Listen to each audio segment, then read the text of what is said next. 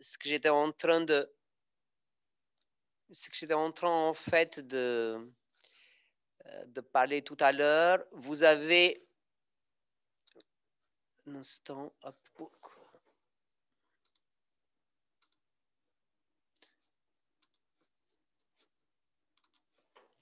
Vous m'entendez? Oui. Oui, oui. Pourquoi j'ai perdu complètement?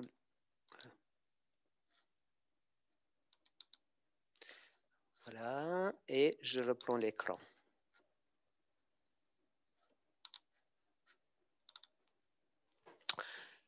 En fait, il s'agit du même cours que nous avons déjà eu les années précédentes, donc il y a 2 ans, ça n'a pas changé.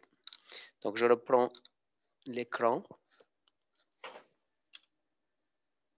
On va commencer avec quelques notions de neuroanatomie. Donc, le système nerveux, comme vous le savez, est un système très complexe à étudier. Il s'agit d'une masse de cellules nerveuses qui pèse en moyenne pas plus que 1400 grammes et qui contient plus de 100 milliards de neurones. Ces cellules peuvent atteindre en fait une longueur de mètre. Par exemple, vous avez le nerf sciatique, les neurones du nerf sciatique, ou mesurer seulement quelques microns. Il s'agit des interneurones. Chaque neurone peut avoir des milliers de ramifications. Ma question que j'ai posée tout à l'heure, c'était qu'en fait, est-ce que vous souhaitez garder le même cours en fait pour votre examen, ce qui était en fait le cours que vous avez dû avoir dans vos archives des années précédentes? Quelqu'un peut prendre le micro? On n'a pas compris la question. Voilà, en un fait, nouveau cours? le cours que je suis en train en fait de vous donner, c'est le même que vous avez dans vos archives, si vous les avez. Eux, ils n'ont pas accès aux archives, donc je vais leur Ah, mettre d'accord, c'est vous qui un nom allez. de Voilà. celui-là. C'est pour ça que j'ai parlé que vous n'avez pas. En fait, vous pouvez le travailler ce cours, vu que je vais poser une question en fait sur ce cours. En fait, il y aura une question pour vos examens. Vous pouvez travailler essentiellement ce cours-là et puis je vais vous quelque part indiquer les sujets qui sont les plus importants à retenir et qui éventuellement en fait font l'objet des questions pour votre examen. Voilà, je continue. Donc, donc en fait, ce qu'il faut retenir en fait pour concernant les notions de neuroanatomie, il faut retenir qu'en fait, des récepteurs nociceptifs, c'est l'élément qui est destiné en fait à capter le message douloureux, donc quelque part le stimulus nociceptif, mais qu'il ne s'agit pas vraiment en fait d'une structure spécifique. Vous avez dû faire dans histologie et puis en physiologie aussi peut-être en fait les autres en fait récepteurs bien différenciés comme les corpuscules de Meunier, de Ruffini, etc. ou les disques de Merkel. Vous les voyez en fait finalement, voilà, donc qui sont bien différenciés. Par contre, les récepteurs nociceptifs sont plutôt en fait ils se retrouvent dans toute la couche sous épiderme, mais il s'agit plutôt en fait des récepteurs vraiment qui sont très nombreux, mais qui en finissent comme des terminaisons libres. Pourquoi en fait c'est une sorte d'arborisation? Bah, notamment en fait, la nature a bien fait les choses finalement en fait pour pouvoir capter tout en fait finalement stimuli douloureux ou agression en fait extérieure de notre corps. Comme vous le constatez, ces récepteurs sont connectés avec les fibres en fait qui vont transmettre la perception douloureuse. C'est les fibres C de petit calibre, sans myéline, et les fibres A delta qui sont vraiment très faiblement myélinisées. Par contre, les fibres A alpha et A bêta, qui sont en fait qui sont responsables de la conduction de l'association tactile, comme vous le voyez en fait finalement, et qui sont connectés avec les différents en fait récepteurs différenciés qu'on a cités tout à l'heure. En fait, ces fibres ont un volume très important parce qu'elles sont entourées par la myéline. On va en parler pourquoi. Donc, retenez que les fibres qui transmettent la douleur, les fibres C, ne sont pas myélinisées, les fibres A delta sont très faiblement myélinisées, et que les fibres A alpha et A bêta responsables des sensations tactiles sont hautement myélinisées. Nous avons, les récepteurs sont classés en fait en récepteurs unimodaux. C'est les mécanorécepteurs souvent qui sont en fait finalement connectés avec les fibres A delta et qui se divisent en deux catégories: mécanorécepteurs qui répondent seulement aux stimulations mécaniques intenses, ou nocicepteurs mécanothermiques qui répondent aux stimuli non mécaniques à une température élevée. Par contre, les nocicepteurs polymodaux sont connectés avec les fibres C et ils répondent en fait à toutes les stimulations, que ce soit mécanique, thermique et chimique. Il y a un troisième type de nocicepteurs qu'on les appelle les nocicepteurs silencieux, qui sont connectés avec les fibres C et qui répondent seulement en fait aux stimulations nociceptives après une sensibilisation ou suite à une inflammation. Je vous prends un exemple en fait. Quand on fait des soins d'escarre, par exemple, répétitive, et bien, si on n'a pas fait en fait une analgésie suffisante pour prendre en charge la douleur iatrogène, au fil des jours et des semaines, on peut obtenir une cicatrisation progressive et satisfaisante de la plaie, mais le patient peut se plaindre de plus en plus de douleur.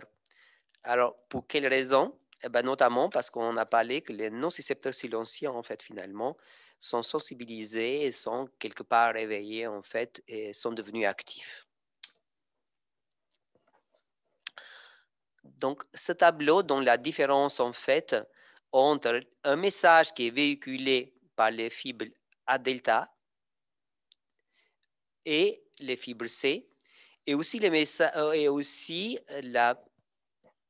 comme on a dit, la perception en fait de tout ce qui est proprioception et tactile par les fibres de gros calibre. La différence, c'est que les fibres de gros calibre ont un diamètre important, jusqu'à 15 microns en fait, notamment dû ça en fait à une couche importante de myéline. Et pour cette raison, il y a une vitesse de conduction du message de cette perception presque de 40 à 100 mètres secondes. Quand on voyait dans les fibres C, c'est très long, 1 à 2 mètres secondes. D'autre côté, les récepteurs, on a dit pour les fibres de gros calibre, sont spécialisés. Et pour les fibres C et A delta, les terminaisons sont libres.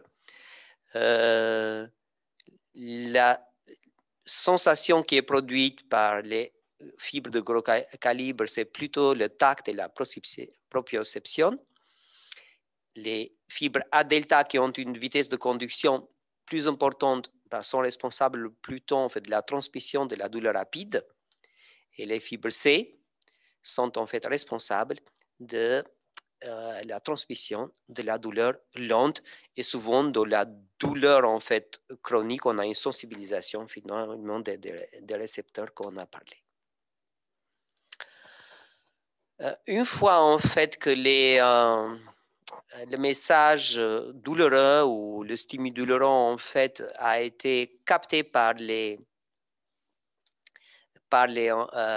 récepteurs nociceptifs, les fibres en fait finalement A delta vont véhiculer ce message dans les racines rachidiennes postérieures.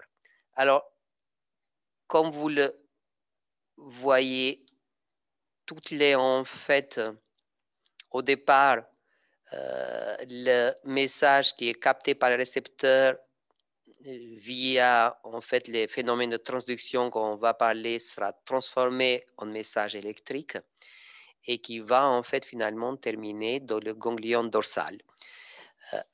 Pour passer ensuite, entrer dans la moelle épinière, de se connecter avec le deuxième neurone. Il passe tout de suite dans le côté contralatéral. Donc, retenez ça bien, que le message nociceptif est véhiculé par les fibres A, delta et C, qui sont connectées avec le deuxième neurone, qui croisent tout de suite dans le même métamère, en fait, la moelle épinière. Ensuite, dans la jonction radiculo-médulaire, les fibres A delta se placent dans la partie dorsomédiale, en fait, pour former la voie lemniscale, et les fibres fines nociceptives A delta et C, en fait, se mettent plutôt dans la région ventrolatérale pour former la voie extralemniscale. Donc, les voies spinales ascendantes sont composées, en fait, par le tractus, en fait, par le système lemniscal qui est composé par les fibres A alpha et A bêta, qui, en fait, comme vous voyez, vont rester toujours dans le même côté, homolatéral.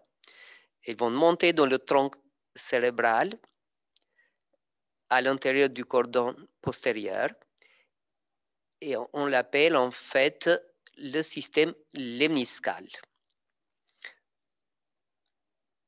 Après, on aura le croisement de ces voies, le décussatio, vous l'avez entendu, au niveau du tronc cérébral, pour passer dans le côté contralatéral et terminer dans le thalamus contralatéral. Le troisième neurone, après, va passer de thalamus jusqu'au niveau du cortex sensitif. Par contre, qu'est-ce qui se passe avec les voies de la douleur? Qu'est-ce qu'on a dit tout à l'heure? Que les fibres A, delta et C vont en fait croiser immédiatement au niveau métamérique en fait, de la moelle épinière et elles vont en fait emprunter en fait le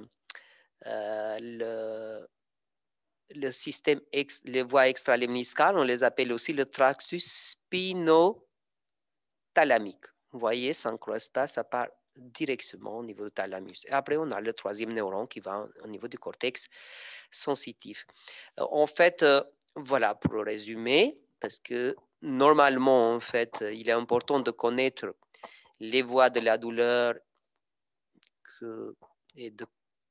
si on ne connaît pas vraiment, en fait, les voies de la douleur de ces récepteurs et qu'on va parler après jusqu'au niveau du matrix de la douleur et du cortex sensitif, on aura mal un peu à comprendre après comment les différentes pathologies en fait dans les différents types de douleurs, les mécanismes de la douleur et surtout aussi de comprendre en fait à quel niveau il faut faire par exemple le geste d'analgésie interventionnelle ou de faire des explorations différentes neurophysiologiques, etc. Donc, il faut bien retenir que les voies de la douleur, jusque-là, c'est voilà, qu'on a les récepteurs nociceptifs.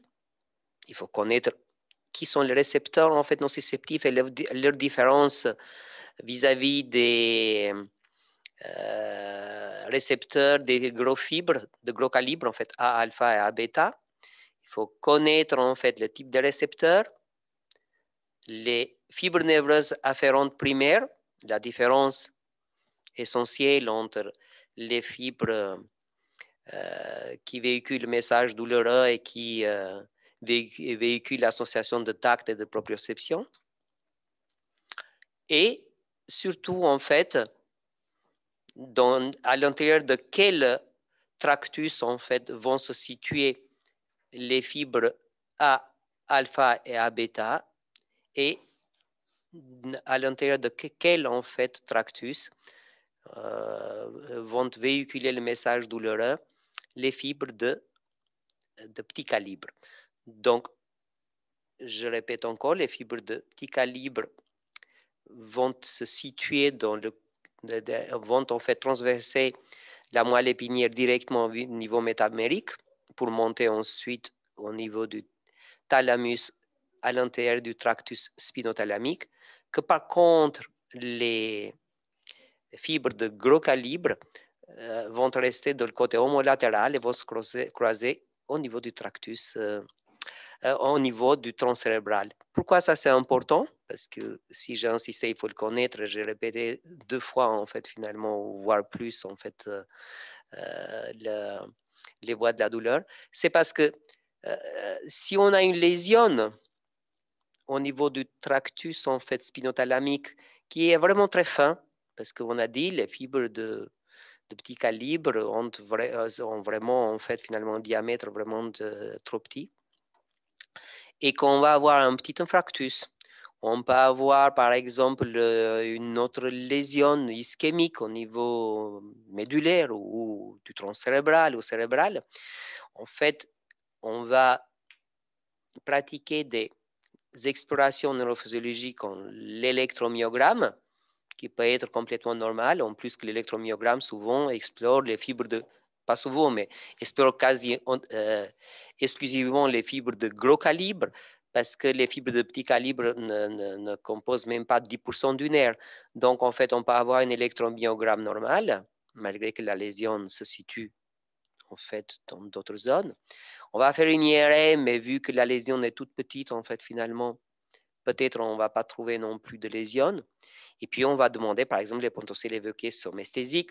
On va stimuler un nerf périphérique pour recueillir, en fait, cette stimulation pour recueillir, en fait, le potentiel d'action au niveau du cortex sensitif.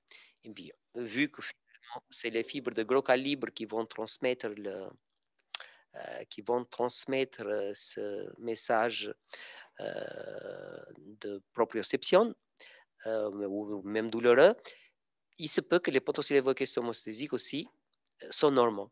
Donc, on va dire que la douleur est dans la tête du patient, parce que finalement, le patient, en fait, finalement, on a fait toutes les explorations utiles, et malgré qu'il dit qu'il a mal au niveau du pied, face latérale, etc., donc peut-être, en fait, il n'a pas grand-chose. Mais si on fait les potentiels évoqués laser, qui ne se font pas ici à Grenoble, mais à Lyon, et qu'on peut trouver que dans un de ces étages médulaires, tronc cérébral ou cérébral, il y a en fait des anomalies, et on peut se dire à ce moment-là que le patient présente par exemple une anomalie au niveau en fait des voies de la douleur. Donc il a bien mal, et après il faut mettre des thérapies, en fait finalement des thérapies adaptées. Voilà pourquoi en fait il faut connaître bien la différence entre les voies nociceptives et les fibres, en fait, finalement, qui véhiculent tout ce qui est tactilité et proprioception.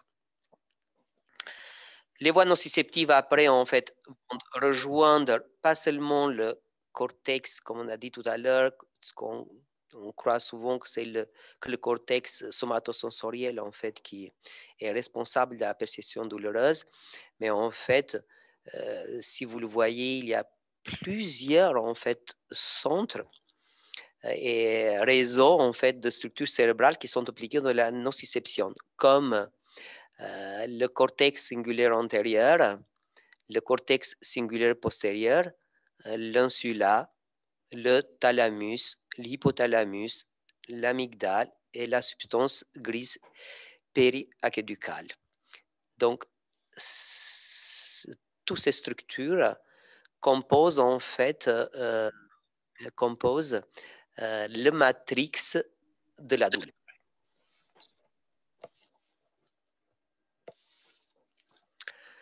Il est important aussi de connaître en fait la représentation en fait de notre corps dans le cortex somatosensoriel. Comme vous le savez, la représentation de notre corps, que ce soit au niveau du cortex moteur, qui est séparé par le sillon central, par le cortex sensorielle.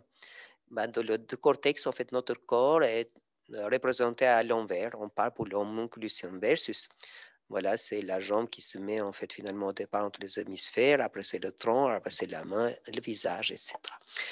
En fait, ça sert à notre cerveau en fait finalement que quand on a un signal ou un stimuli nociceptif, eh ben, il est capable de le localiser grâce en fait à ce système, au cortex somatosensoriel, et grâce à la représentation en fait dans ce cortex de notre corps avec une haute précision anatomique. Voilà maintenant quelques notions sur la neurophysiologie de la douleur. Donc les voies de la douleur, vous les connaissez déjà. Maintenant, on va voir ensemble en fait comment un message douloureux, que ce soit thermique, chimique, mécanique, et ben comment cette énergie mécanique va se transmettre en fait ou va se transformer en un flux plutôt électrique et qui sera en fait finalement propagé au niveau de l'axon jusqu'au niveau du cortex sensitif. Pour comprendre ça, il faut en fait exposer quelques éléments en fait de la différence du potentiel négatif qui existe entre le milieu intracellulaire et le milieu extracellulaire. Je pense que ça, vous le savez déjà, qu'il y a cette différence de potentiel négatif qui est à peu près de moins 70 millivolts est souvent constante. Pas seulement en fait dans les cellules nerveuses, mais en général même dans les autres cellules musculaires ou autres. Alors, comment ça se maintient finalement, cette différence de potentiel négatif entre le milieu intracellulaire et extracellulaire?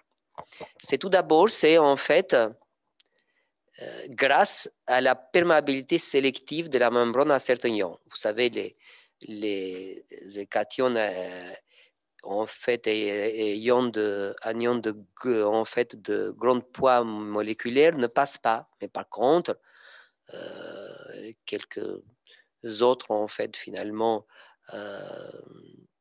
ions comme le sodium, le potassium, le calcium, le chlore, etc., en fait, peuvent passer d'un côté à l'autre de la membrane, souvent, en fait, pour deux causes principalement, en fait.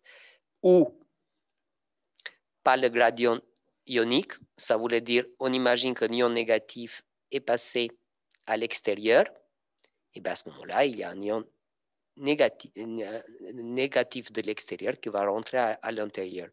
Peu importe, si c'est par exemple le potassium en fait qui a rentré, à ce moment-là, il y a le sodium qui va sortir. Parce que c'est en fait finalement, c'est des ions, tous les deux ions positifs. Ça, c'est en fait quand il y a des charges, en fait, quand on parle sur le gradient électrostatique, on va se dire finalement, il y a des charges en fait positives d'un côté et l'autre. À ce moment-là, il faut que ça reste en équilibre. Il y a une charge positive qui rentre et il y a à ce moment-là en fait une autre en fait finalement qui va composer, qui va sortir.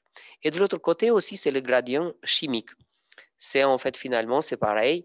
Donc, le gradient chimique va composer en fait finalement le déséquilibre qui se crée entre milieu intracellulaire ou extracellulaire.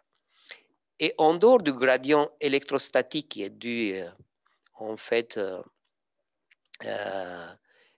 au gradient ionique et ou à la concentration des différents ions à l'extérieur et à l'intérieur, on a aussi la participation de la pompe de sodium et de potassium qui compensent l'effet des courants de fuite. Donc, il y a de l'énergie qui sera en fait dépensée, mais la pompe de sodium et de potassium va en fait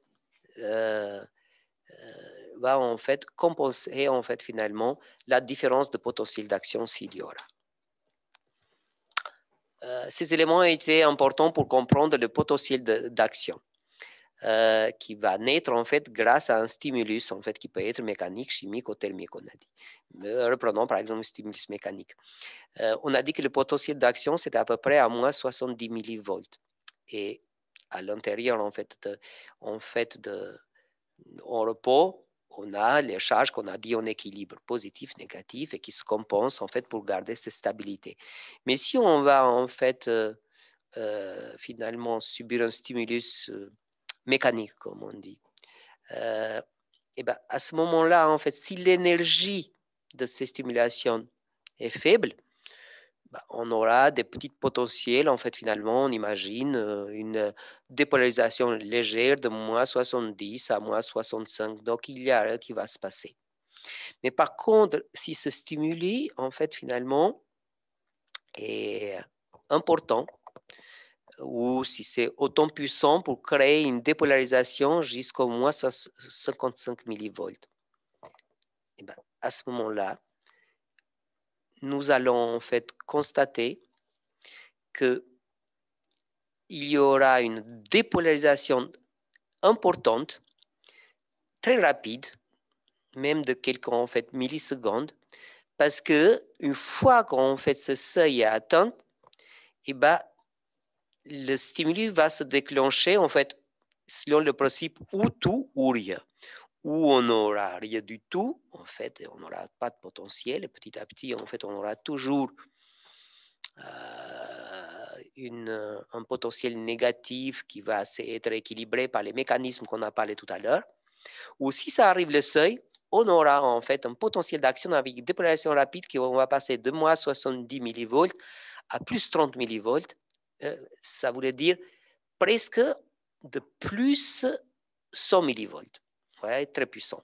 Et puis ensuite, on aura une repolarisation aussi rapide et massive avec la sortie du potassium. Pourquoi?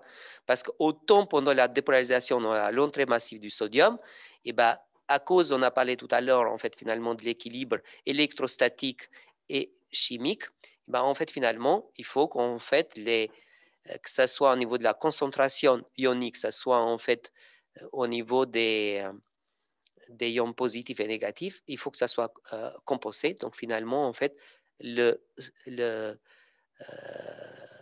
potassium va sortir de façon massive et à tel point qu'on aura même une hyperpolarisation et petit à petit, avec les mécanismes qu'on a parlé, on obtiendra petit à petit le potentiel de repos.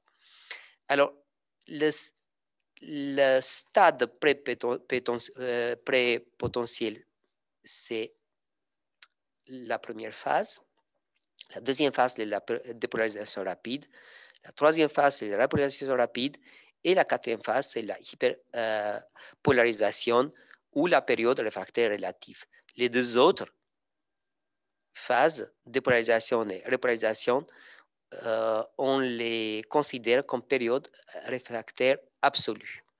Pourquoi? Parce qu'en fait, vu qu'on a une hyperpolarisation importante, la cellule n'est plus stimulable.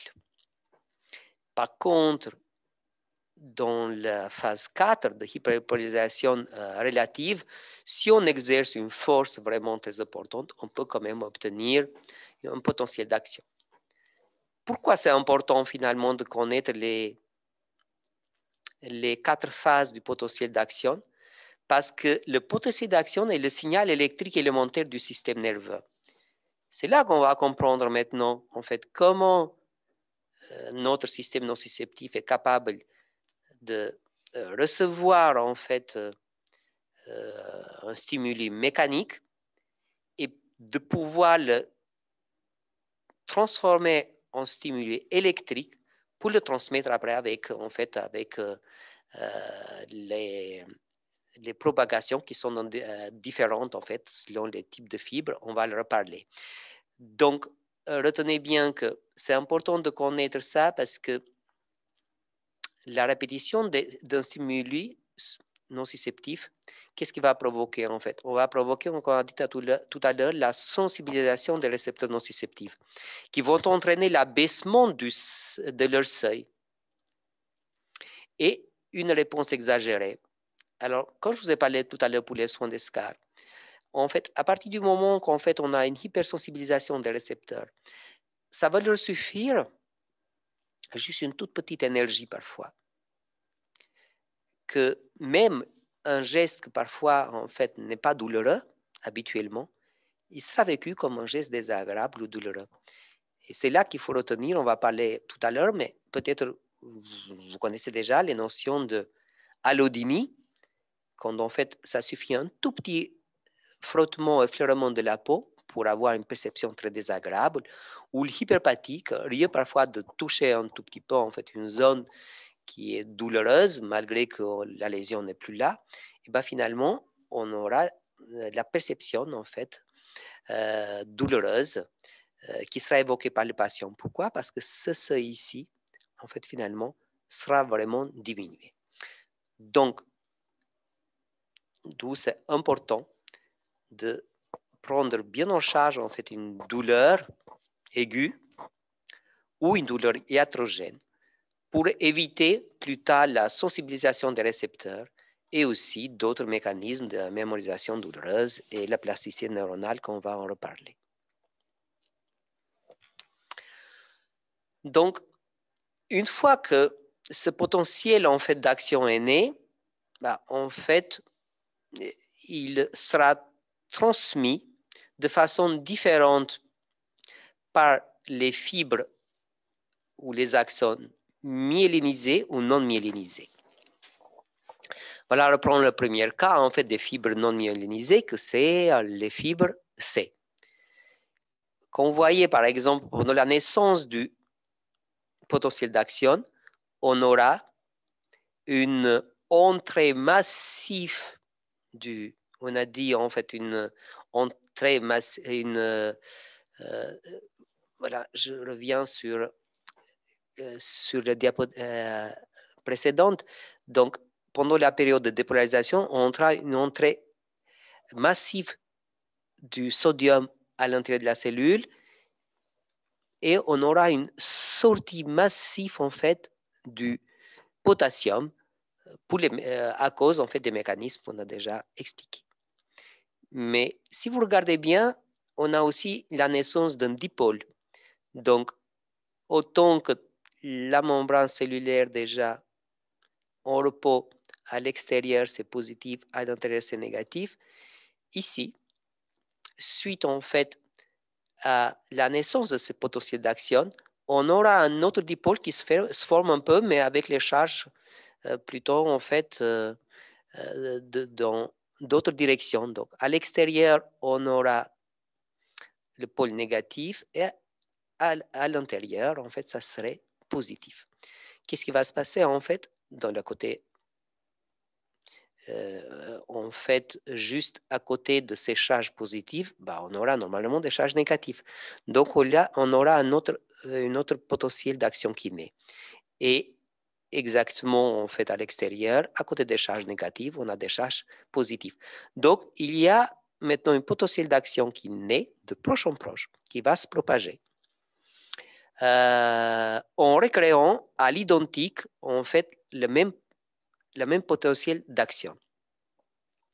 Et ce potentiel d'action va laisser derrière lui une zone hyperpolarisée. Donc, la conduction est seulement orthodromique. Je vous pose la question, mais je ne veux pas la réponse parce que voilà, vous n'avez pas les micros. Que pourquoi, en fait, ce potentiel d'action ne se propage pas dans l'autre sens? Eh bien, il ne se propage pas dans l'autre sens parce que cette zone-là, on a dit, se retrouve dans la phase de hyperpolarisation ou dépolarisation en fait importante. Donc, on est plutôt en fait dans la période de la phase 2 et 3, une période réfractaire absolue. Donc, le potentiel d'action va se propager dans un seul sens. Concernant la propagation du signal douloureux dans les fibres myélinisées. Normalement, on parle maintenant, surtout pour la nociception, dans ce cas-là, on a les fibres A delta qui ont peu de myéline. Les canaux de sodium dans les fibres de gros calibre et des fibres A delta sont concentrés dans les nœuds de Ranvier. Et entre les deux nœuds de Ranvier, on aura en fait la myéline. La myéline, c'est une couche en fait protectrice bilipidique qui sert pour augmenter la vitesse de conduction 5 ou 7 fois et économise ainsi l'énergie métabolique. Mais vu qu'en fait la myéline est plutôt en fait joue un rôle isolant, donc en fait le potentiel d'action ne peut passer, et ben ce potentiel d'action qui est né va passer d'un nœud de Ranvier à l'autre nœud de Ranvier de façon saltatoire. Et cette conduction s'appelle la conduction saltatoire, que l'autre conduction, pour les fibres de son myéline, c'était la conduction de proche en proche. Une fois en fait que ce potentiel d'action est arrivé de façon plutôt électrique, hein, on a dit le potentiel d'action, en fait, il est propagé en fait selon les mécanismes de potentiel d'action, mais qui est plutôt électrique. On imagine dans la première neurone qui va se connecter avec la deuxième neurone. Comment ils vont se connecter en fait finalement? Et ben, en fait, via l'espace synaptique. Donc, on a dès la réception du message nociceptif, ce message va en fait, grâce à la transduction en énergie électrique, va passer en fait dans l'axon jusqu'en fait dans l'espace synaptique. Et là, on n'aura pas de transmission électrique, mais on aura une transmission chimique. Entre l'axone et en fait de première ou deuxième neurone qu'on va parler en fait pour la connexion entre les deux, cette fente est vraiment en fait finalement très très très fine, même pas de 20 à 30 nanomètres, et qui sépare la membrane des neurones présynaptiques et la membrane du neurone postsynaptique. Et dans cette membrane, nous avons en fait des récepteurs pour des différents neurotransmetteurs. Et les neurotransmetteurs se retrouvent dans les vésicules synaptiques. Ces neurotransmetteurs sont ou excitateurs, comme les glutamates, si vous avez entendu, et les asparates, ou inhibiteurs, comme c'est les GABA et la glycine. Alors, la fixation des neurotransmetteurs excitateurs au récepteur postsynaptique produit un potentiel excitateur. Et la fixation en fait, des neurotransmetteurs inhibiteurs, GABA ou autres, la libération produit un potentiel postsynaptique inhibiteur. C'est pour ça qu'en fait, finalement, voilà, vous avez déjà des différents traitements qu'on va parler, par exemple la kétamine, qui en fait, qu'on sait en fait finalement le rôle des récepteurs NMDA, ou les traitements comme antiépileptiques comme la gabapontine, le neurontin qui en fait qui se fixe en fait sur le récepteur GABA, etc. Alors qu'est-ce qu'ils vont faire dans ce cas-là en fait sur le récepteur GABA? On va en fait finalement s'opposer ces médicaments en fait finalement vont par exemple la gabapontine va se fixer sur les récepteurs en fait finalement spécifiques GABA, et qui va empêcher en fait finalement la libération par exemple des neurotransmetteurs excitateurs de s'opposer en fait quelque part à l'action des neurotransmetteurs excitateurs comme les glutamates.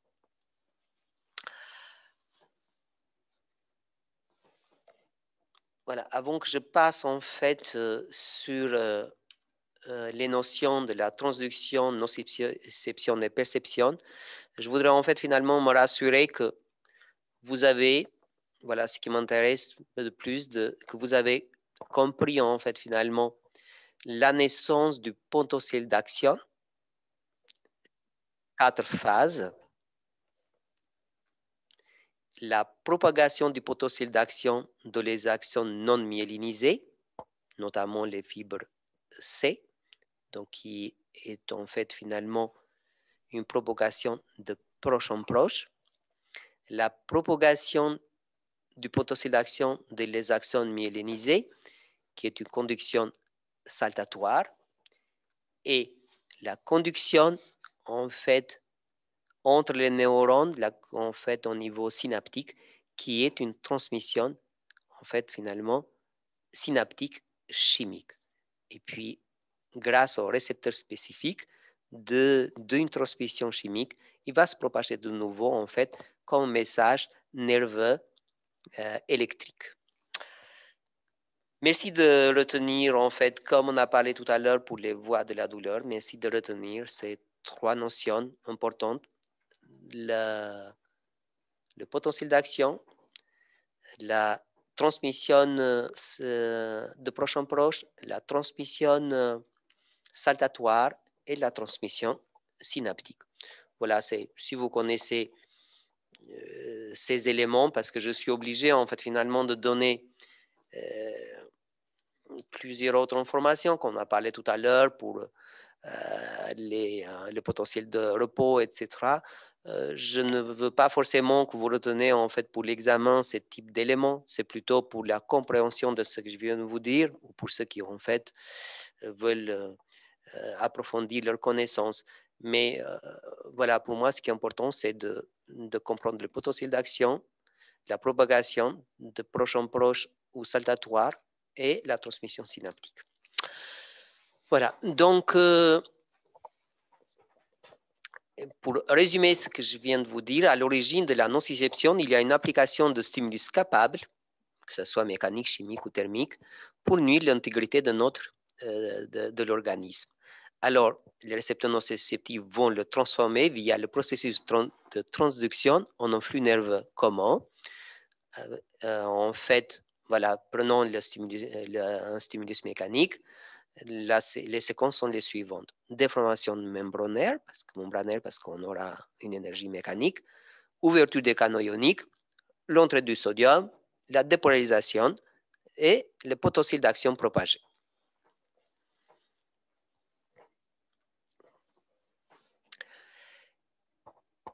Quelques mots sur la définition de nociception. En fait, la nociception est la perception des stimulations produisant la douleur. Du latin, en fait, du verbe nocere, si on le traduit, c'est nuire, et captere, c'est recevoir. Donc, la nociception, c'est la capacité, en fait, finalement, qui a notre système de nociception pour recevoir ce qui nuit. Par contre, l'expérience subjective de la douleur nécessite pas seulement une nociception et sa réception, mais aussi une réaction émotionnelle. Alors, pour que la nociception puisse en fait bien fonctionner, il nécessite une structure anatomique, ce qu'on a dit. C'est les récepteurs, les fibres C à delta, qui sont propagées en fait finalement, qui vont monter à l'intérieur du tractus spinothalamique et qui vont rejoindre le cortex sensitif. Mais aussi, il faut en fait une certaine forme de conscience pour la partie émotionnelle. Et c'est dans, en fait, finalement, cette forme de conscience ou de perception, ce n'est pas uniquement dans le cortex sensitif, mais c'est en fait, ça va en fait être en fait analysé, modulé et transformé dans les structures qui composent le matrix de la douleur. On a déjà parlé, c'est le guilus singulaire, l'amygdale, le thalamus, etc.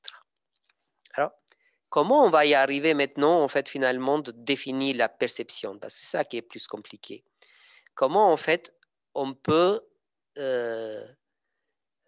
être capable de localiser rapidement, avec même, en fait, d'un centième de seconde, l'endroit où on a reçu, par exemple, une piqûre d'insecte et son caractère, si ça a piqué ou une brûlure ou d'autres choses. En fait, cela en fait est possible grâce à la reconstruction de différentes caractéristiques de stimulus. On a plusieurs théories.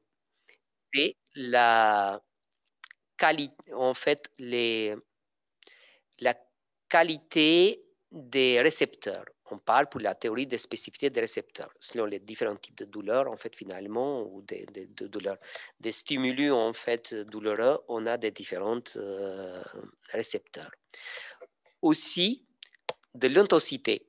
Apparemment, il se peut que l'amplitude du générateur et la fréquence de décharge des potentiels d'action soient, en fait, transmis différemment, en fait, et perçus différemment par notre système de nociception.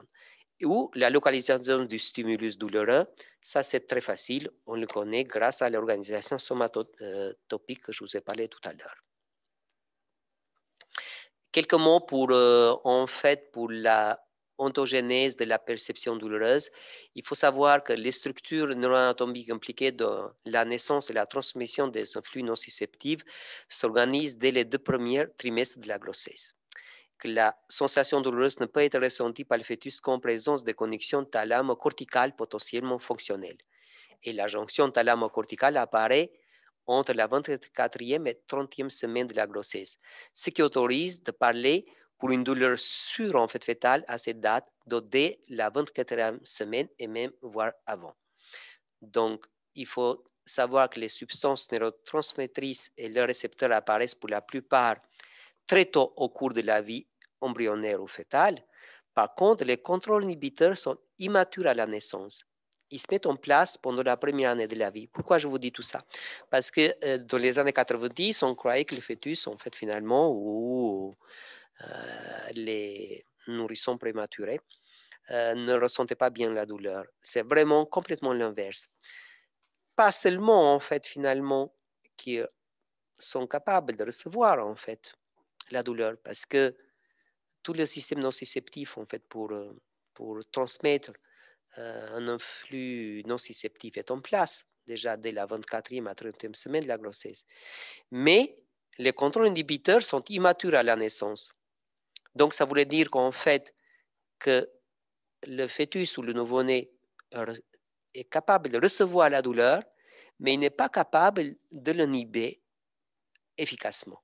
Donc, ça, c'est pour sensibiliser ceux qui vont travailler un jour, en fait, en néonat ou en maternité, que finalement, déjà, les médecins, que ce soit les sages-femmes, les infirmières, etc., en fait, finalement, sont tous sensibilisés à ce sujet.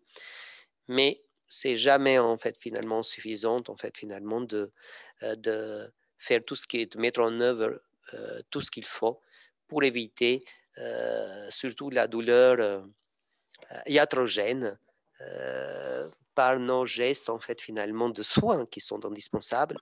C'est, en fait, finalement, pour bien prendre en charge la douleur chez le nouveau-né, surtout chez les prématurés, des grands prématurés. Donc, au cours des années 85-95, plusieurs études ont montré que les réactions aux stimuli douloureux sont enregistrables et objectivables chez les nourrissons, chez les nouveau-nés prématurés, grâce à des éléments comme la réponse somatique neurovégétative, les réponses métaboliques, les réponses neurohormonales, les réponses comportementales, les réponses cliniques. Donc, le débat sur la prétendue insensibilité de nouveau-né à la douleur a été définitivement clos déjà il y a 30 ans. Aujourd'hui, d'actualité n'est pas en fait de reconnaître cette douleur, parce que tout le monde le reconnaît. C'est plutôt le défi, c'est de vraiment bien le prendre en charge.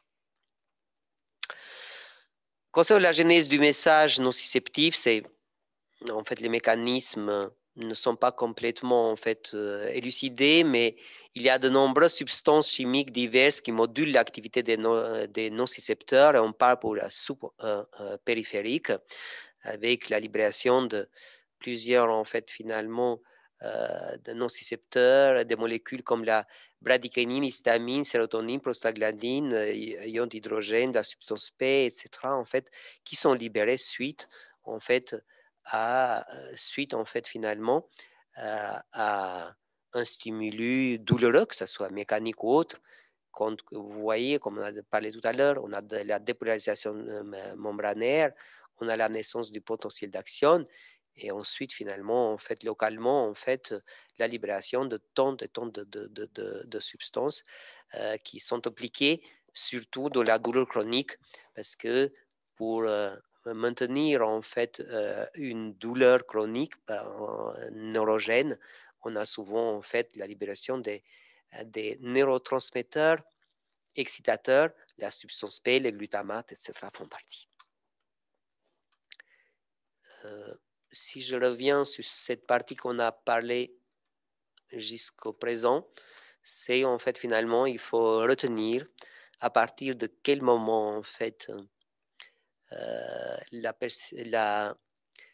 perception douloureuse en fait par le fœtus en fait est effectif, et les éléments qui en fait qui confirment les réactions aux stimuli douloureux enregistrables et objectivables chez le nourrisson pour la culture générale.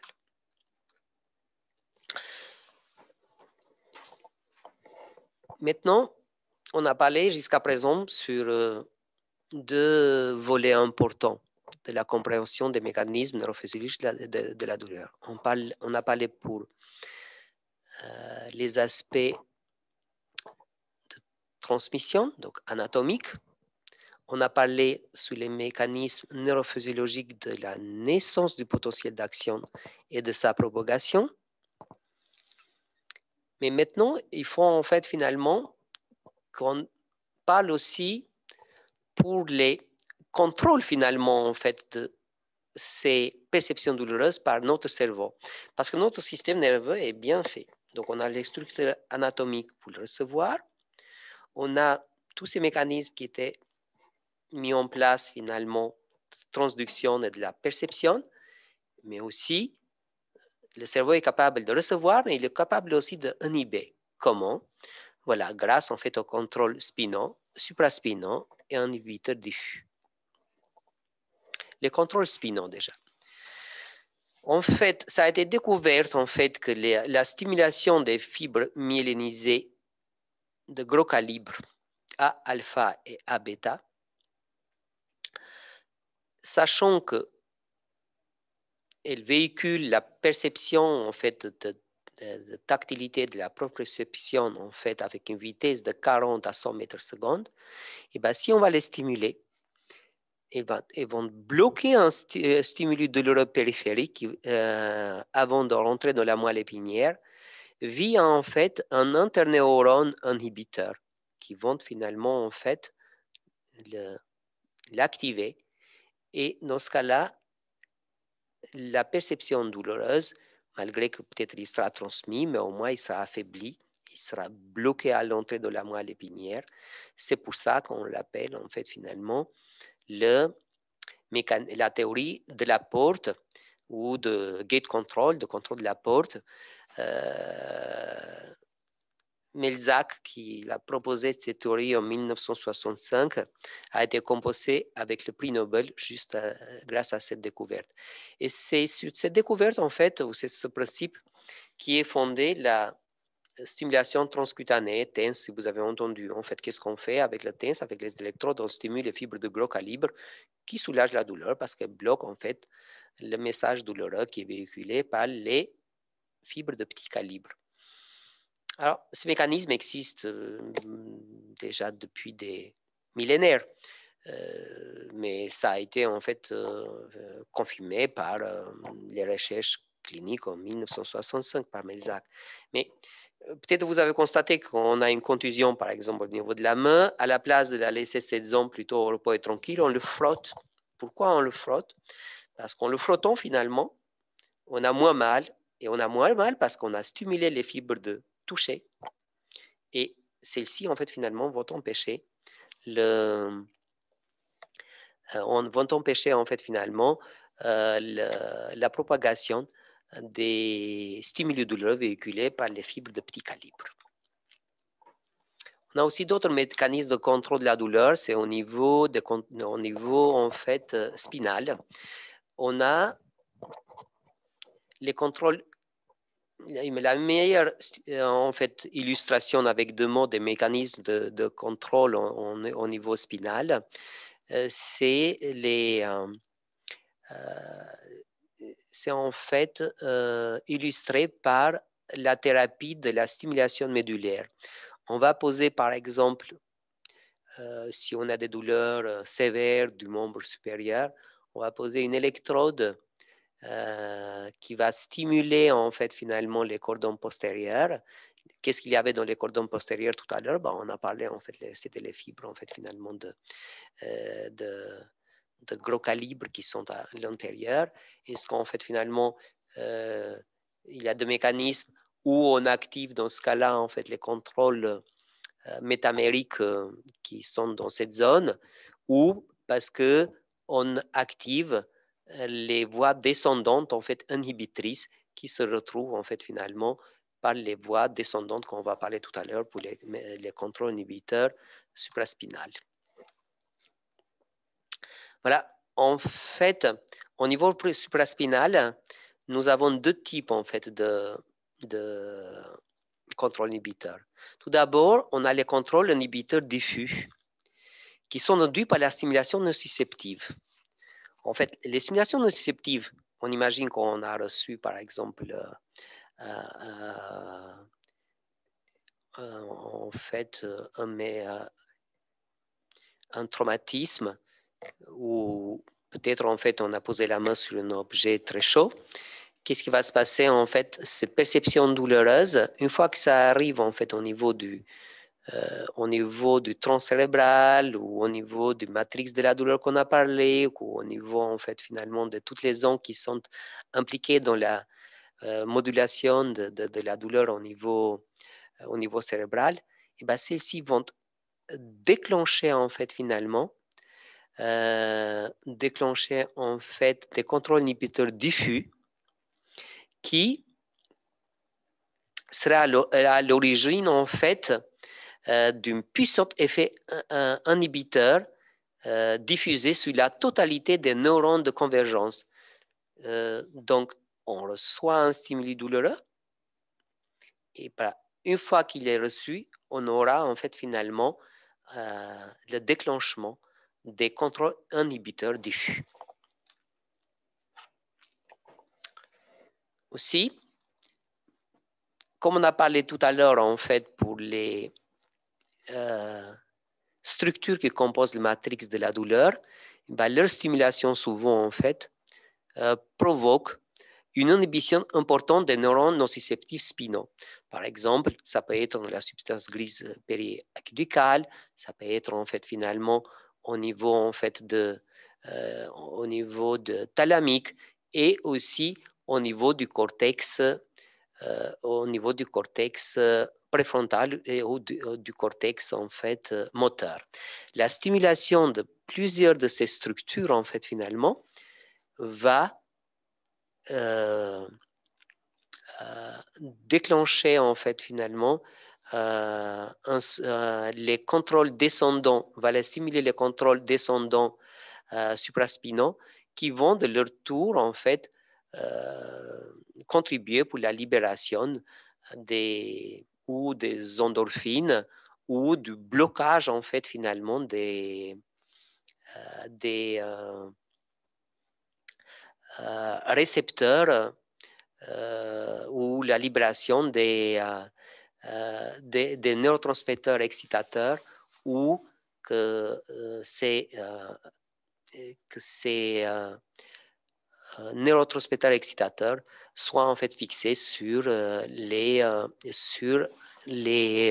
récepteurs respectifs. Donc, à noter que les systèmes inhibiteurs est immature à la naissance, comme on a parlé tout à l'heure. Donc, le nouveau-né prématuré peut percevoir la douleur, sachant que les mécanismes interprotecteurs inhibiteurs de la douleur sont immaturés, comme on a déjà parlé tout à l'heure, mais je l'ai mis en rouge de nouveau pour bien, en fait, finalement, mémoriser cela.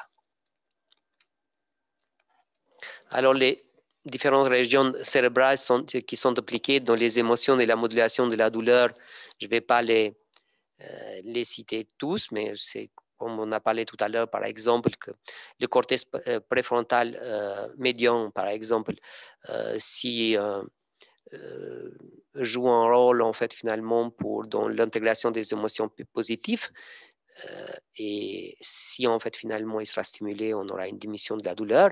Par contre, en fait, quand on parle au niveau du gyrus, du cortex singulaire, etc., ben, en fait, la fonctionnalité, c'est on a plutôt des émotions négatives, et quand en fait ces centres-là sont activés, on a une augmentation de la douleur. Et ainsi de suite pour les différentes. Par exemple, l'amygdale gère plutôt la peur, l'émotion négative, etc. Et si on fait sa stimulation dans ce cas-là, en fait, va en fait amener la diminution de la douleur. C'est sur ces mécanismes-là, par exemple, qu'on stimule ou par les différentes techniques de neuromodulation, que ce soit invasive ou non invasive, comme la stimulation corticale implantée ou la stimulation en fait thalamique implantée, etc., ou par la stimulation magnétique transcrânienne ou la stimulation par courant continu, que c'est des techniques de neuromodulation non invasive, et bien finalement on va plutôt en fait où on va stimuler les contrôles inhibiteurs qui sont défaillants, ou plutôt en fait finalement on va jouer un rôle finalement de stimulation en fait finalement des mécanismes qui se retrouvent dans les centres subcorticaux mais qui contribuent à la diminution de la douleur. Voilà ainsi de suite en fait les différentes régions cérébrales que je vous ai parlé.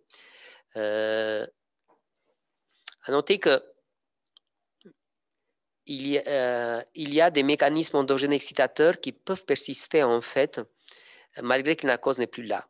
Pas seulement en fait au niveau cérébral, c'est par exemple le cas du membre fantôme. Comme vous le savez, on a chez les patients une petite partie des patients qui sont amputés.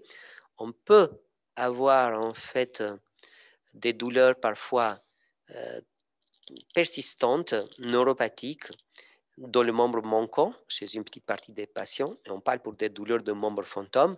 Alors pourquoi? Comment?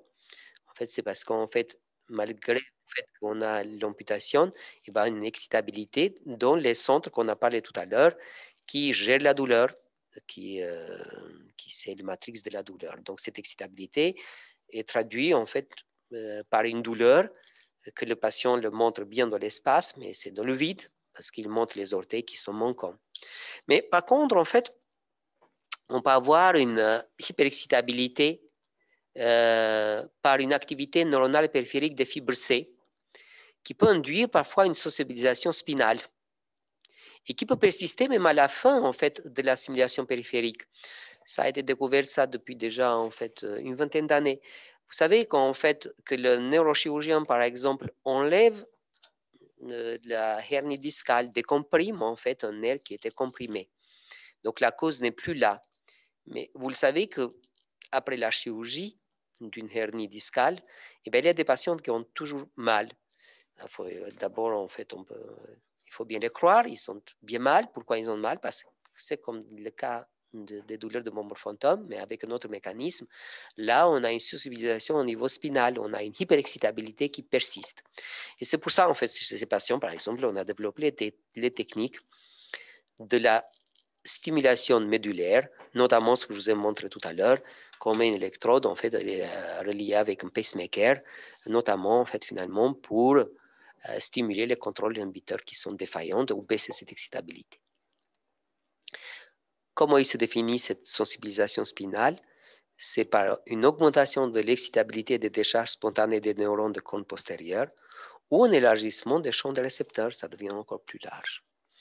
Alors, les douleurs qui persistent peuvent aussi résulter par une augmentation de l'excitation centrale, qu'on a parlé tout à l'heure, par exemple les douleurs de membre fantôme, mais aussi par exemple les douleurs post-AVC ou d'autres causes ou pathologies qui touchent le système nerveux, comme par exemple la sclérose en plaques, etc. Alors, avec deux mots, comment on peut expliquer l'hyperalgésie, une douleur qui dure dans le temps, surtout les douleurs neuropathiques?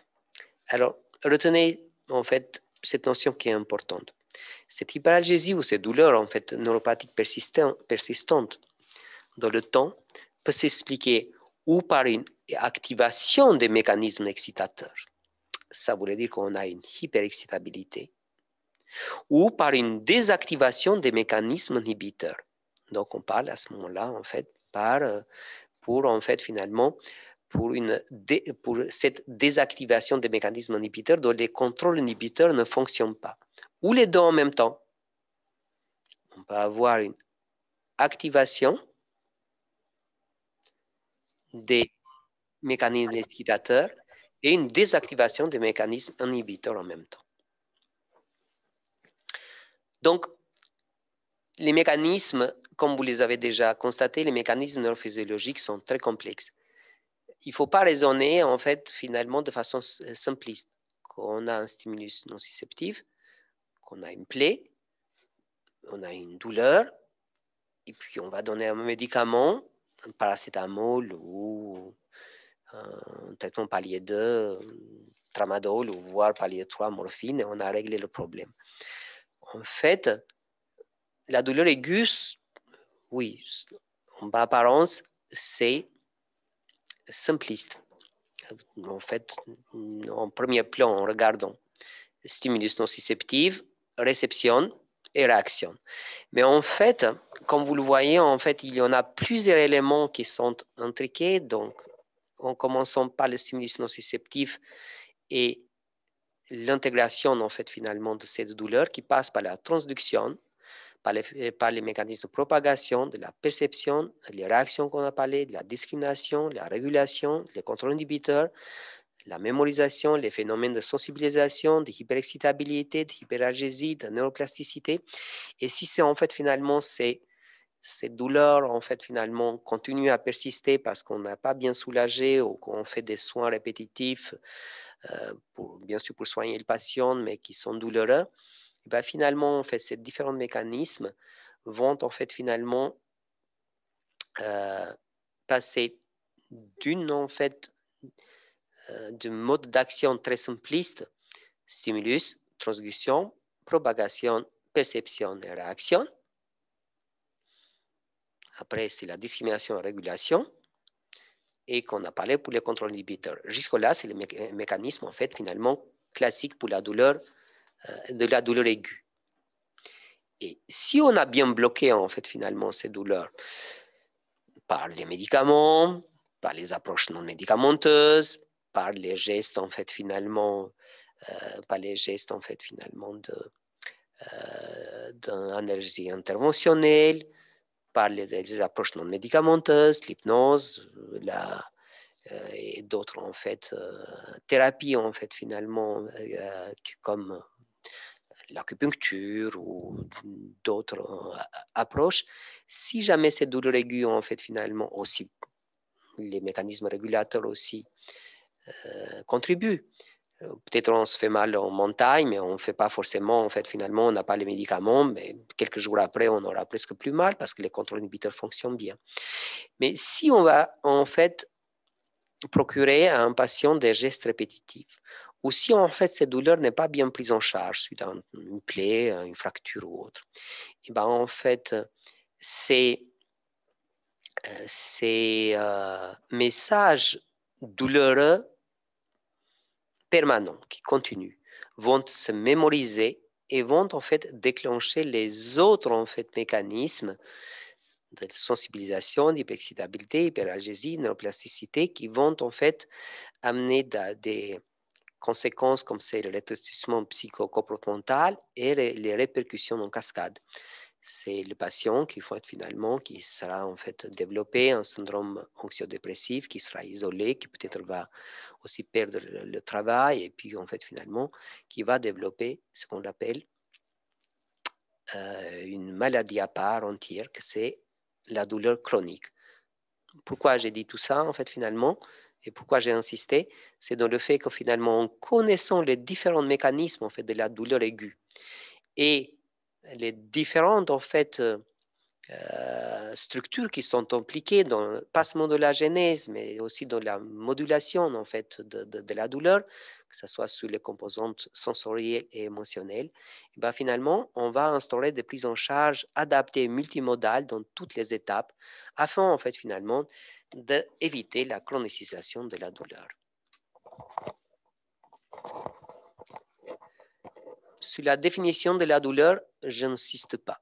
Donc c'est en fait finalement, vous le connaissez, mais je vais tout simplement en fait clarifier un peu les deux volets en fait de la douleur comme expérience sensorielle et émotionnelle désagréable. Sensorielle, c'est que le patient ressent et qu'en fait on mettra tout en œuvre avec toutes nos thérapies médicamenteuses ou autres, mais émotionnelle aussi désagréable. Donc c'est le ressenti du patient. Et là, il y a énormément en fait de travail à faire avec le patient pour lui expliquer en fait finalement la partie émotionnelle et les thérapies en fait finalement qui peuvent intervenir pour améliorer aussi cette composante émotionnelle et désagréable des douleurs. Alors bien sûr en fait cette douleur est liée avec une lésion tissulaire existante, par exemple une fracture, une tumeur, un abcès potentiel. On trouve en fait finalement que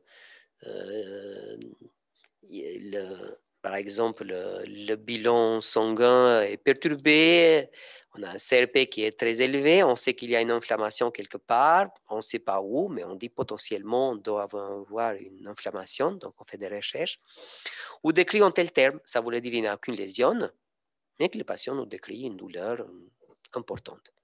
Donc, tout cela pour vous dire que la définition de la douleur inclut les mécanismes physiopathologiques et en même temps psychologiques.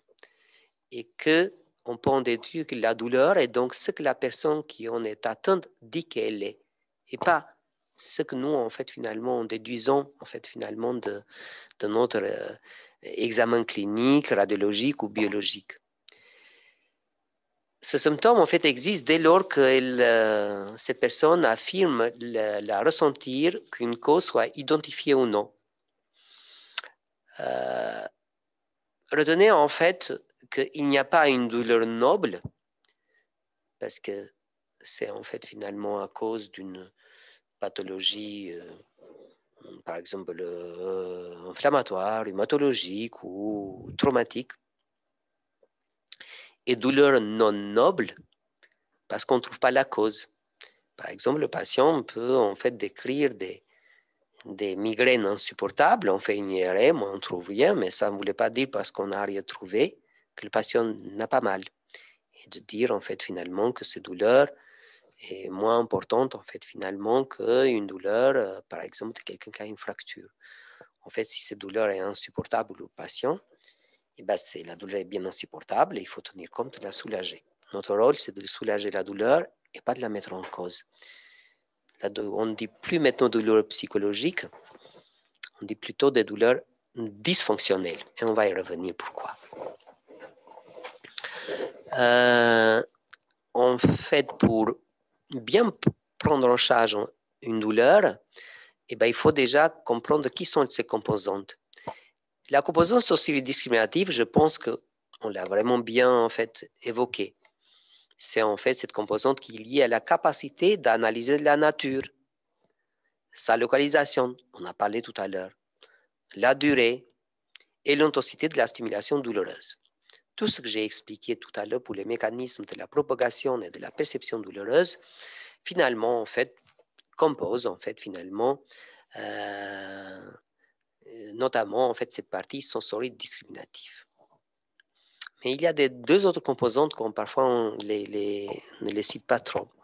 C'est la composante affective, qui confère à ces sensibilités son caractère désagréable, pénible, et l'état d'anxiété qui accompagne la douleur.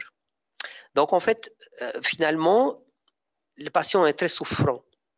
Il y a un moment, en fait, qui peut souffrir tellement beaucoup de cette douleur, de toutes les conséquences qu'il a eues de cette douleur.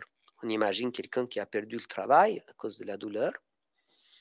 Parfois, en fait, finalement, il y a des ruptures de couple, en fait, parce que cette personne, en fait, peut-être présente un syndrome anxio-dépressif. C'est l'isolement. C'est, en fait, finalement, il en souffre tellement de cette situation qu'on a mal, en fait, parfois à faire la différence entre la douleur et la souffrance. Et cette composante, finalement, affective peut devenir vraiment, en fait, finalement, en fait, quelque part, le symptôme la plus importante. Donc, le patient est très souffrant. Peut-être il parle, en fait, finalement, d'une douleur qui n'a pas une intensité très, très importante. Peut-être, en fait, cette douleur, il dit maintenant, docteur, je suis habitué, c'est 4 ou 5 sur 10, par exemple. Par exemple, rien à voir avec la douleur initiale qui peut-être était plus intense. Mais le patient est très souffrant, en fait, finalement. Pourquoi? Parce qu'il ne peut plus de cette douleur. Donc, ces douleurs qui durent dans le temps, ça l'affecte énormément. Un exemple simple. Si quelqu'un met le doigt, en fait, sur un petit fil de courant de faible intensité, de quelques milliampères, bah, il y a à peine il ressent, en fait, finalement, cette douleur. Si on la laisse 3 heures, il va dire, bah oui, ça se passe rien, c'est pas grand-chose. 3 jours, il commence finalement, c'est un peu pénible. Mais si en fait, on laisse toujours ce petit courant 3 semaines, 3 mois, voire 3 ans, et ben, le patient, il dit, je ne peux plus. Pourquoi il ne peut plus? Parce que finalement, en fait, finalement, c'est ce caractère désagréable en fait, de cette perception. Même si ce n'est pas très intense, en fait, finalement, ça l'affecte beaucoup parce que c'est tous les jours, tous les jours, tous les jours. Et un patient douloureux chronique qui dit, docteur, je ne peux plus, ma douleur est 10 sur 10, et pourtant il est si bien en face de vous, et apparemment il n'a pas l'air souffrant au visage, mais il a 10 sur 10 parce que c'est notamment ce côté affectif. C'est en fait finalement ce côté qu'il ne peut plus en fait d'une accumulation en fait de cette situation. Et peut-être en fait quelqu'un qui a une fracture de poignet aux urgences, il peut dire que la douleur est 7 sur 10. Voilà, vous voyez la différence. En fait, le patient qui est aux urgences et qui dit j'ai une douleur 7 sur 10, c'est parce qu'il sait que quelques jours après, bon, déjà il cote à 7 sur 10 parce qu'il pense que peut-être il a connu pire comme douleur, une douleur dentaire ou autre, ou colique néphrétique. Mais d'autre côté, en fait, il est moins affecté parce que le chirurgien ou le dentiste lui dit, voilà, je vous ai mis un plâtre, dans 42 jours, on va lever le plâtre, rééducation, et vous recommencez en fait d'utiliser le poignet comme avant. Autant qu'un patient douloureux chronique qui souffre depuis des années, qui en fait ne voit pas en fait de l'amélioration au fil du temps, et ben finalement, en fait, il sera très affecté par ça. Et puis, c'est la composante cognitive. La composante cognitive, en fait, est à l'origine des phénomènes comportementaux qui se réfèrent à des expériences antérieures mémorisées. Je montre toujours cet exemple, en fait, des enfants qui vont chez le pédiatre et qu'ils vont, en fait, avoir ce jour, en fait, là, leur premier vaccin. Ils peuvent même jouer avec les seringues du pédiatre, en fait, finalement, au départ, sans porter attention à ce qu'il fait, parce qu'ils ne connaissent pas, en fait, ce que ça représente, les piqûres. Mais une fois, en fait, que le vaccin a été administré, bien sûr, ils ont très mal, ils peuvent pleurer parce que la piqûre fait mal, même à tout le monde, même à nous, les adultes. Et puis, quelques minutes, 10 ou 20 minutes après, tout va s'arrêter. Mais la deuxième fois, quand en fait, cet enfant va passer dans les couloirs de pédiatrie pour toute autre chose, pas pour des soins ni pour le vaccin, mais dès qu'il voit une blouse blanche, eh ben, il va courir et même peut, par exemple, dire, en fait, finalement, j'ai mal, et il peut mettre, en fait, la main de protéger le bras parce que déjà, pour lui, en fait, cette blouse blanche symbolise, en fait, finalement, quelqu'un qui peut en fait finalement de nouveau lui faire mal avec lui administrer par exemple un vaccin, une piqûre. Qu'est-ce qu'en fait finalement on peut en déduire de ça? Et il faut finalement prévoir en fait finalement la mémorisation douloureuse et le prévenir. Comment?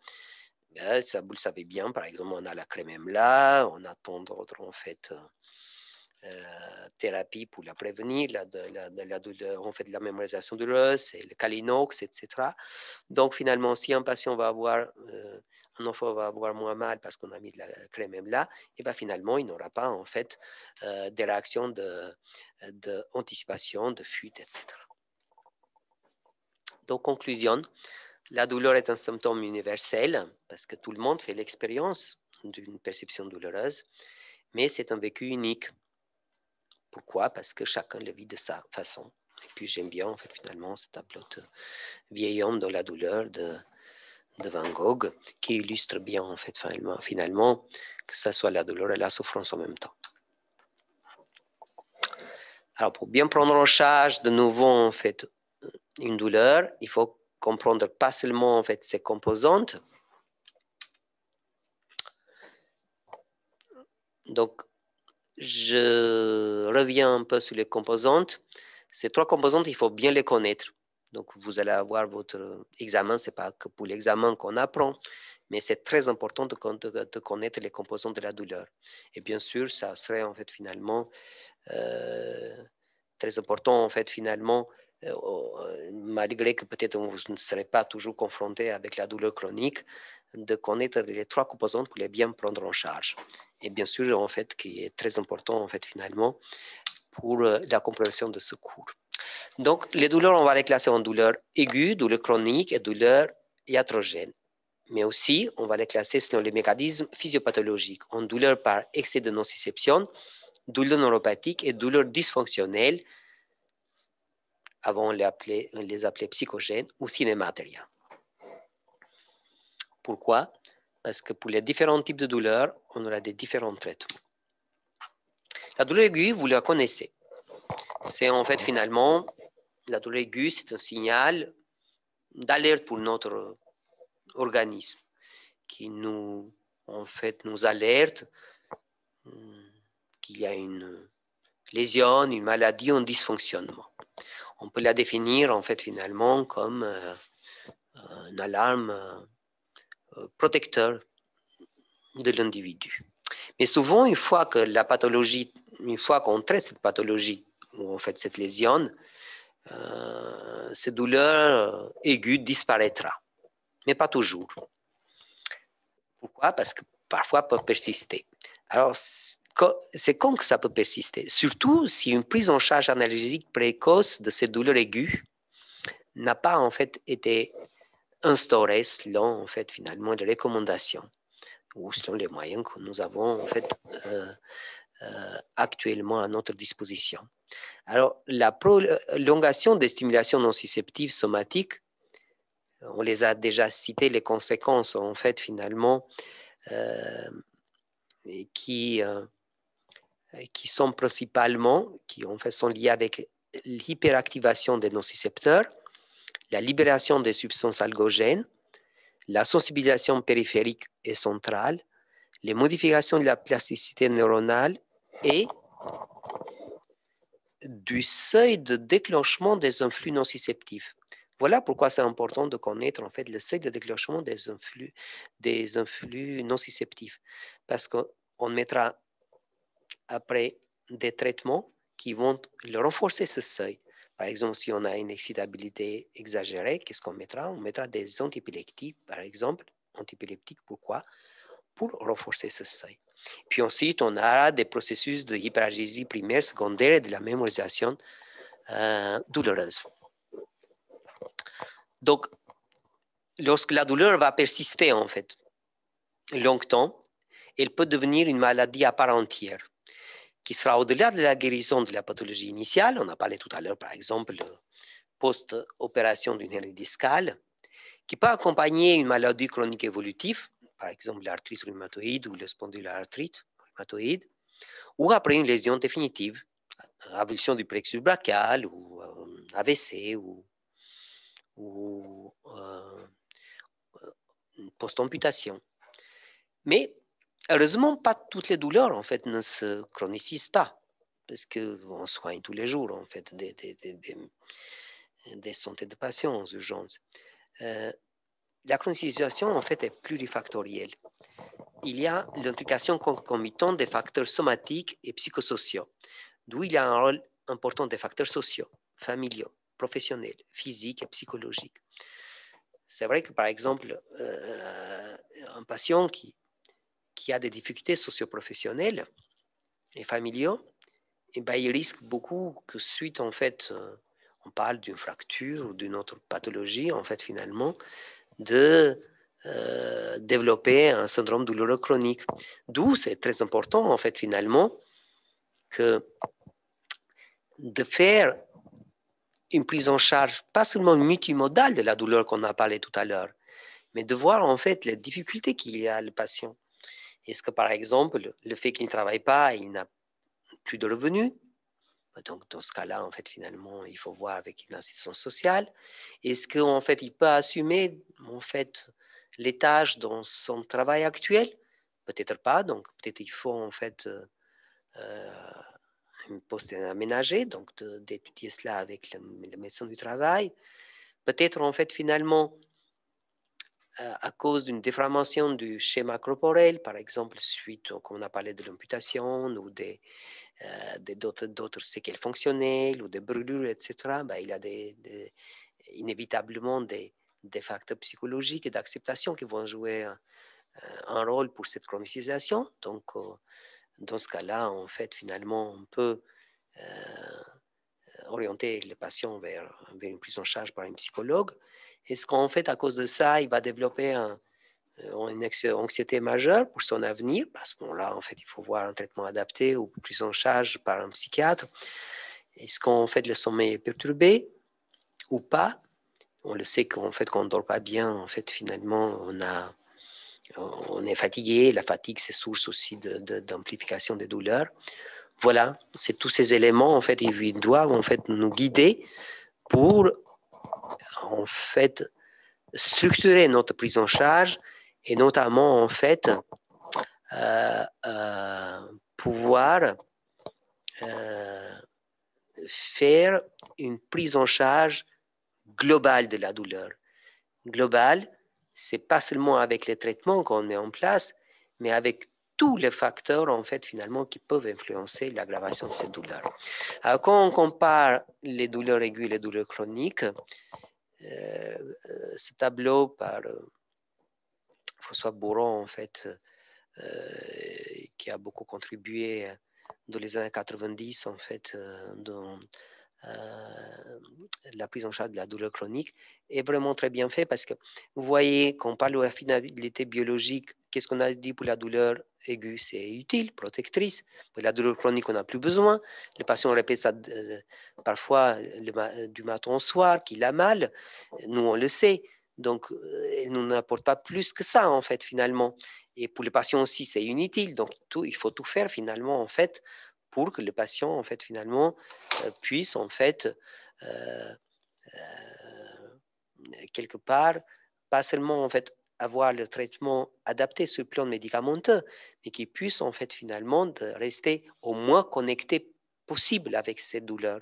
C'est pour ça qu'on développe les thérapies de sophrologie, d'hypnose, de méditation, de thérapie cognitivo-comportementale, etc., que le patient puisse rester moins possible connecté avec cette douleur, parce que cette douleur est complètement inutile.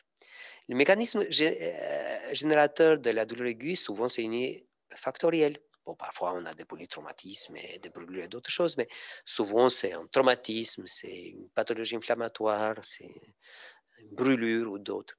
Et que la douleur chronique, on a dit que c'est plus factoriel, on les a cités.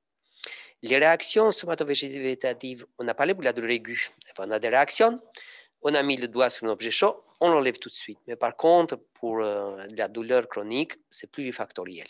On a parlé pour ces facteurs. La composante affective, quand on a une douleur aiguë, on est tout de suite très anxieux. Par contre, la douleur chronique, c'est la dépression petit à petit qui se met en place. Le comportement de la douleur aiguë, c'est réactionnel. On réagit. Par contre, la chronique, on renforce. Par exemple, le patient peut en fait décrire sa douleur avec des dizaines en fait finalement de synonymes, des adjectifs pour dire que, pour donner toutes ces caractéristiques, pour tout faire en fait que l'entourage ou peut-être l'employeur ou les gens qui sont autour de lui puissent en fait le croire. Par ailleurs, ce langage, c'est même devant les médecins souvent en fait, parce que il a l'impression qu'il n'est pas compris et il faut en fait tout faire en fait qu'il se ressent bien compris et bien pris en charge afin en fait finalement d'éviter ce renforcement en fait finalement dans son comportement. Le modèle de la douleur aiguë, c'est classique, comme je vous ai parlé tout à l'heure. En fait, finalement, c'est de la douleur aiguë, c'est connu depuis des siècles, en fait, comme mécanisme. Par contre, la douleur chronique a été longtemps négligée. Ça fait qu'une trentaine d'années qu'en fait, qu'on la prend en charge bien de la douleur chronique, parce que quand le patient avait toujours mal avant et que l'orthopédiste voyait que sa radiographie était normale ou que l'interniste ne retrouvait rien ni dans l'imagerie ni dans les analyses ou les explorations, il disait que c'est de la tête du patient. Ben là, en fait, on le sait que ce modèle est pluridimensionnel. Donc, il faut en fait finalement comprendre d'abord en fait ce que c'est en fait ce modèle pluridimensionnel pour pouvoir en fait finalement instaurer nous de notre côté une prise en charge globale. Et l'objectif thérapeutique de la douleur aiguë est curatif. Alors, de la douleur chronique aussi, on aime bien que ça soit curatif et tout d'abord, on est toujours en tente en fait finalement de faire disparaître la douleur. Et heureusement, on y arrive souvent. Mais de la douleur chronique aussi, d'avoir un objectif thérapeutique réadaptif, c'est déjà bien que le patient puisse intégrer la douleur, qu'il puisse en fait finalement gérer sa douleur, mais je répète toujours pendant mes cours qu'une douleur, pour la rendre gérable, d'abord il faut la rendre acceptable. Donc en fait, il faut d'abord bien soulager une douleur pour que les patients puissent en fait la gérer ensuite. Mais une douleur insupportable est ingérable. Que le patient a 5 ans ou 95 ans, pour une douleur très forte, la réponse est je ne peux plus. Et il n'y a pas des gens quand on dit je suis dur à la douleur ou pas, ça c'est le seuil de la perception. On ne peut pas dire que ce patient est sensible et un autre n'est pas sensible. Celui qui dit insensible, c'est insensible d'un seuil. Mais en fait, finalement, on le sait. Si on met la main, on a dit, sur un objet chaud, il y a quelqu'un qui a 40 degrés, il a je ne peux plus, en fait, et il enlève la main, mais il y a un autre qui est à 43 degrés, en fait, finalement, on peut rester. Mais si on va à 44, il ne peut plus non plus, il enlève la main. Voilà. Donc, retenez que la douleur, en fait, devant la douleur, le problème n'est pas de classifier les gens qui tolèrent la douleur et d'autres qui sont très sensibles. Il y a un seuil qui est propre à chaque individu. On a parlé, la douleur est universelle, mais c'est aussi unique. Et il faut en fait tenir compte de ces douleurs, respecter en fait finalement les propos du patient et tout faire pour soulager la douleur. La douleur hétérogène, vous le connaissez très bien, je ne vais pas insister. Donc, du coup, j'avais une petite question, oui, justement sur entre douleur chronique et douleur aiguë et tous les facteurs psychosociaux. J'aurais voulu savoir si du coup les hommes et les femmes dans leurs différences biologiques, si du coup il y avait des différences justement s'ils étaient égaux ou pas dans la douleur. Alors en fait, je vais revenir sur l'interprétation que j'ai faite tout à l'heure en fait pour le seuil de la douleur. Il y a en fait une pathologie, c'est seulement une pathologie qui pour laquelle il y a une prédominance féminine, c'est la fibromyalgie. Vous avez entendu, je pense. Pour la fibromyalgie, vous la connaissez comme pathologie? Oui. Oui. Donc, en fait, on a, c'est vrai que même si au centre, par exemple, on peut avoir 97% des femmes et que 3% d'hommes, et pourtant on a une file active très, très importante parce que Dr Mandé et Dr Dumoulin, en fait, sont très connus pour la prise en charge en fait, de ce syndrome et très spécialisés. Mais celle-ci, en fait, cette pathologie, on va plutôt en parler dans les caractéristiques des douleurs dysfonctionnelles. Et on va en fait rajouter pourquoi dans cette pathologie, on a une prédominance plutôt en fait des femmes, une incidence plus élevée. On le sait que la douleur est plurifactorielle. Et elle est autant universelle, elle est plurifactorielle, elle est parfois sous influence de temps et de temps, en fait, finalement, facteurs, que ça peut être métabolique, ça peut être, en fait, finalement, hormonal, si on parle pour les différences hommes-femmes ou d'autres. Mais on n'a pas, en fait, actuellement une différence entre les hommes et les femmes, en fait, pour la perception douloureuse. Je pense, en fait, c'est mieux de retenir, en fait, la notion du seuil de la douleur. Que devant la douleur, en fait, le seuil de la douleur est différent chez un individu que de l'autre, que les mécanismes de contrôle de la douleur parfois sont dysfonctionnels et que les mécanismes qu'on a parlé tout à l'heure, en fait, finalement, de la perception sont aussi différents. Donc, je n'irai pas plus loin que ça de dire que les femmes ont en fait finalement plus de douleurs que les hommes ou qu'il y a une différence. C'est que dans la fibromyalgie en fait qu'on peut le constater ça et on peut discuter.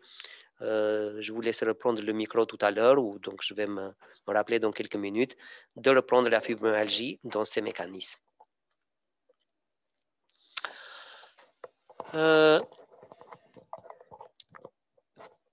Les douleurs iatrogènes, vous les connaissez, sont liées et provoquées par les actes de soins, par les gestes infirmiers, en fait, prise de sang, pose de voie veineuse, liposuction, biopsie, infiltration, fibroscopie, gestes de radiologie, réduction des fractures, les sutures, les gestes de kinésithérapie, transport, déplacement, etc.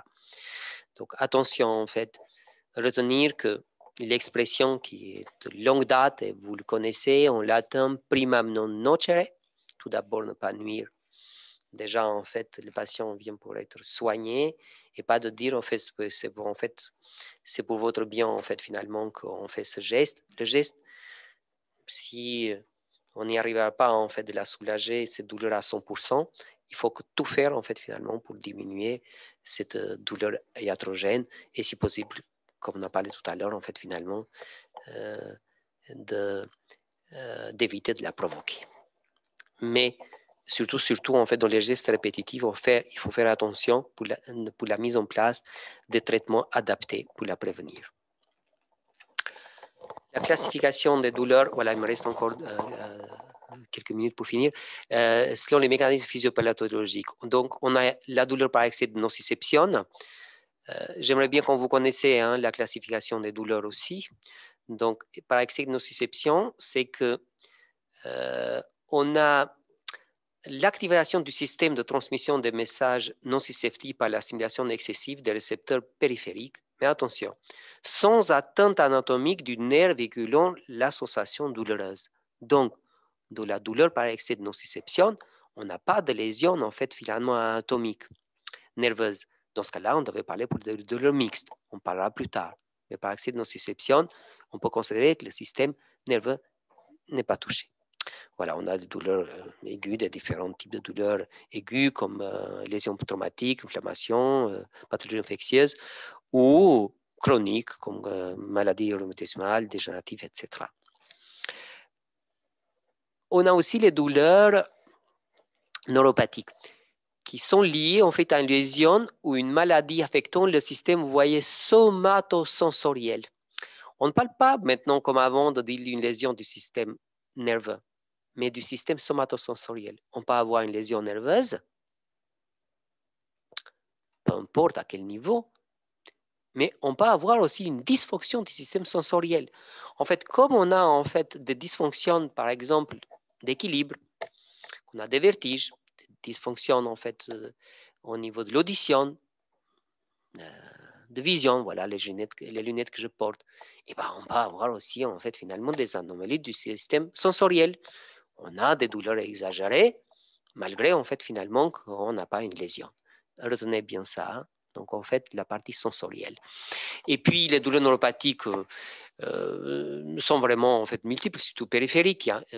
Par exemple post-chirurgicales, post-traumatiques, lésions des nerfs périphériques, rhumatologiques, la compression radiculaire, on a parlé tout à l'heure pour les hernies discales, syndrome canalaire, syndrome du canal carpien, névralgie pudendale, toxique, médicamenteuse, chimiothérapie, métabolique, diabète, alcoolique, ischémique, virale, radiothérapie, etc.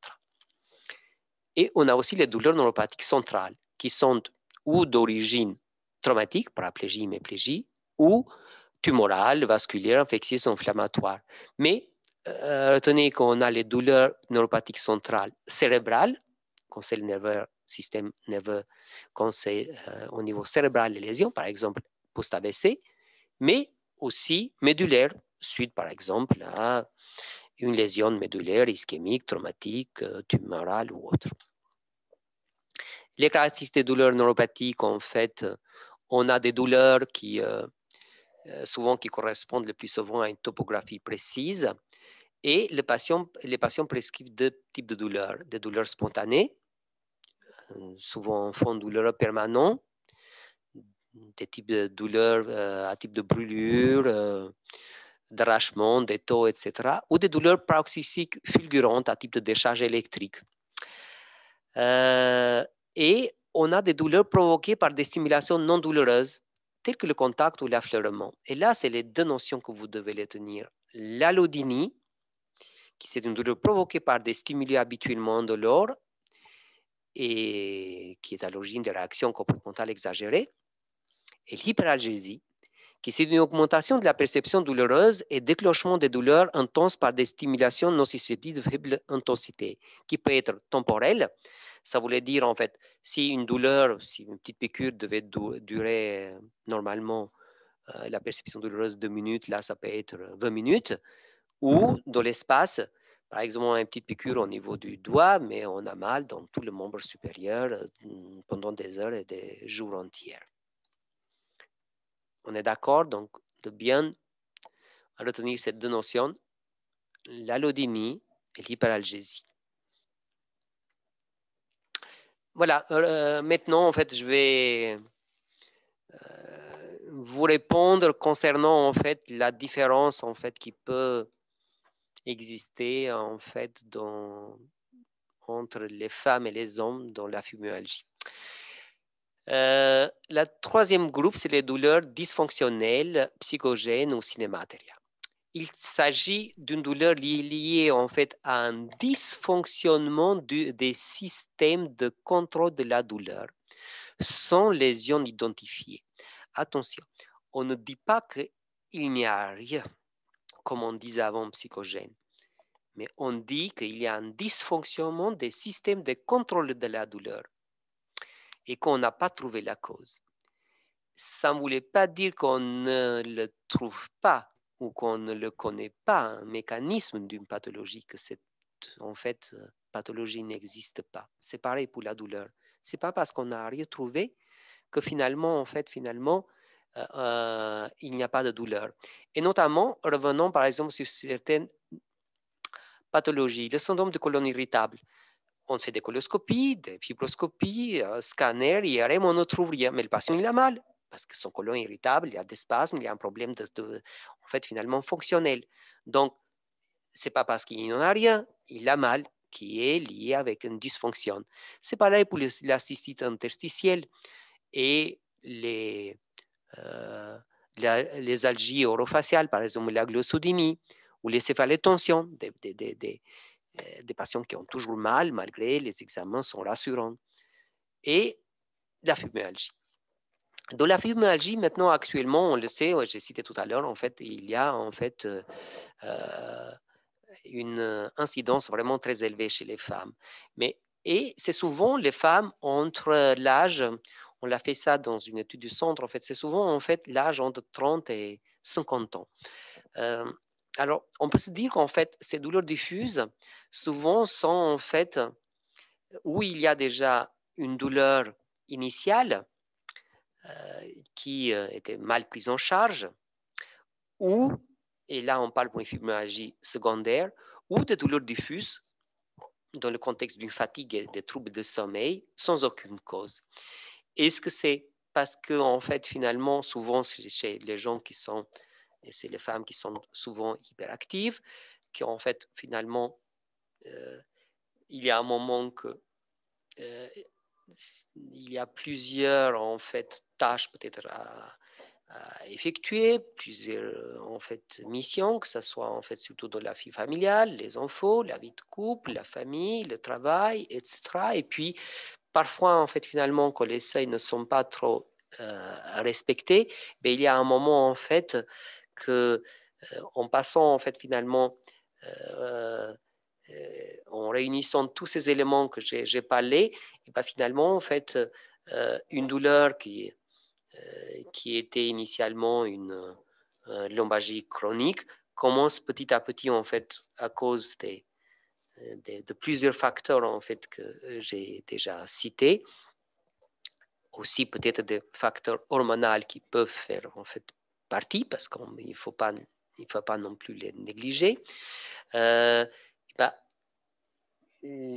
Cette pathologie qui est de prédominance plus féminine, maintenant on retrouve beaucoup de marqueurs en fait finalement, avant on ne trouvait pas, beaucoup de marqueurs qui sont en fait finalement biologiques, qui sont en fait retrouvés dans cette pathologie, et cette prédominance féminine pourra éventuellement en fait être expliquée en fait avec des éléments en fait liés avec les mécanismes hormonaux, mais il y a aussi l'implication en fait d'autres en fait phénomènes socio-professionnels et familiales. Et il faut tenir compte en fait finalement de ces éléments pour pouvoir faire une prise en charge globale de cette pathologie, de ces pathologies dysfonctionnelles, au même titre que les autres pathologies qu'on a parlé, nociceptives et neuropathiques. Donc, merci de retenir de ce cours que les douleurs nociceptives, les douleurs neuropathiques et les douleurs dysfonctionnelles sont classées selon ces mécanismes en fait pour nous permettre une meilleure prise en charge, mais la prise en charge de ces douleurs, notre regard sur ces douleurs doit être toujours le même, la compréhension des mécanismes, de croire ce que le patient dit et de mettre tout en œuvre pour soulager ces douleurs. Je ne sais pas si j'ai répondu à votre question. Oui, si. Voilà, donc on n'a pas plus d'éléments. On peut parler pour que dans cette pathologie-là, pour la différence en fait, ou peut-être un tout petit peu aussi pour la cystite interstitielle aussi, on a une prédominance plus féminine. Mais dans les autres pathologies, en fait, finalement, je peux vous rassurer, au centre, on a autant d'hommes que de femmes. Voilà, parmi notre file active de 2200 patients, plus ou moins, c'est équilibré. Par contre, c'est que de la fibromyalgie et la cystite interstitielle qu'on a nettement une prédominance plutôt féminine, mais que pour ces deux pathologies. Dans le nombre global, la chronicisation est égale, y compris par exemple l'algodystrophie ou d'autres en fait, pathologies en fait, et d'autres syndromes. Donc, pour résumer, si on compare les douleurs par excès de nociception et douleurs neuropathiques, la prévalence est plus élevée des douleurs par excès de nociception. Concernant la physiopathologie, on a une stimulation des nocicepteurs, et de la douleur neuropathique, on a souvent une... C'est un peu ancien ce tableau. Hein. Vous voyez qu'on marquait à l'époque lésions ou maladies nerveuses périphériques centrales. Mais on a aussi, on a dit, une anomalie sensorielle qui voilà, ne fait pas partie de ce tableau. La sémiologie, souvent, c'est un rythme mécanique de douleurs nociceptives. Et puis, pour la douleur neuropathique, on a les composantes paroxystiques, dysesthésie, paresthésie. La topographie pour la douleur nociceptive, c'est sans systématisation neurologique. Et pour la douleur neuropathique, souvent, on a un territoire neurologique, voire des douleurs hémocorporelles, donc les douleurs, par exemple, neuropathiques. Rarement, parfois, on a aussi des douleurs des 4 membres, en fait, c'est dans les neuropathies à petites fibres ou dans les différentes neuropathies, des pathologies démyélisantes, ou les polyneuropathies. Par exemple, dans le diabète, on a des douleurs, par exemple, dans les 4 membres. Examen clinique, souvent, en fait, l'examen neurologique est normal, que dans la douleur neuropathique, on trouve des signes déficitaires et surtout des douleurs provoquées, comme on a dit tout à l'heure, l'allodynie et l'hyperalgésie. Et le traitement, pour en finir, pour les douleurs par excès de nociception, les médicaments de premier choix, c'est les traitements, en fait, comme on dit, de palier 1, palier 2 et palier 3. Donc, le paracétamol, les anti-inflammatoires, pas l'aspirine, finalement, ne fait plus partie dans l'arsenal. Les anti-inflammatoires, c'est en fait, finalement, de la douleur aiguë. On a les opioïdes faibles et les opioïdes forts, palier 2, palier 3. Et pour les douleurs neuropathiques, on a des médicaments, en fait, finalement, qui sont spécifiques, en fait, finalement, pour les douleurs neuropathiques, qui appartient à la classe des antidépresseurs et antiepileptiques. Pourquoi les antidépresseurs? On a parlé tout à l'heure, en fait, qu'on a les douleurs chroniques sont souvent une conséquence ou d'une hyperexcitabilité exagérée. Dans ce cas-là, qu'est-ce qu'on va faire? On mettra des antiepileptiques pour baisser cette excitabilité et renforcer le seuil de déclenchement du potentiel d'action. Vous voyez pourquoi on se retrouve maintenant dans mon cours. Pourquoi on mettra des antiepileptiques? Et bien finalement, en fait, pour renforcer ce seuil et que par en fait, un petit stimuli douloureux puisse déclencher la potentiel d'action. Et pour vos produits d'anesthésie, en fait, quand on dit anesthésie locale, qu'est-ce qu'on va faire? On va le bloquer complètement, en fait. Il n'y aura plus, en fait, finalement, le potentiel d'action, parce que ce qu'on va faire, on a augmenté tellement, en fait, le seuil, finalement, qu'il ne va pas se déclencher. Et on aura les antidépresseurs qui sont utiles surtout, en fait, pour quelque part, en fait, pour améliorer le fonctionnement des contrôles inhibiteurs. Parce qu'on a dit dans la douleur chronique, on a des contrôles inhibiteurs qui présentent des anomalies. Mais que les contrôles inhibiteurs puissent fonctionner, ils ont besoin de neuromédiateurs. Et les neuromédiateurs, en fait, souvent, qui sont les plus impliqués dans la transmission, en fait, finalement, du potentiel d'action, en fait, pour que les contrôles inhibiteurs puissent agir et puissent être fonctionnels, ont besoin de sérotonine et de noradrénaline. Qu'est-ce qu'ils font les antidépresseurs tricycliques? Ils font par exemple l'anafranil ou l'aroxyl. Ils font l'inhibition de la recapture de la noradrénaline et de la sérotonine. Donc, ces deux neuromédiateurs seront de quantité suffisante pour que les contrôles inhibiteurs fonctionnent bien. Et quand la douleur, en fait, finalement, n'est pas contrôlée par une molécule ou par l'autre, on combine les deux, en fait, les antiépileptiques et les antidépresseurs.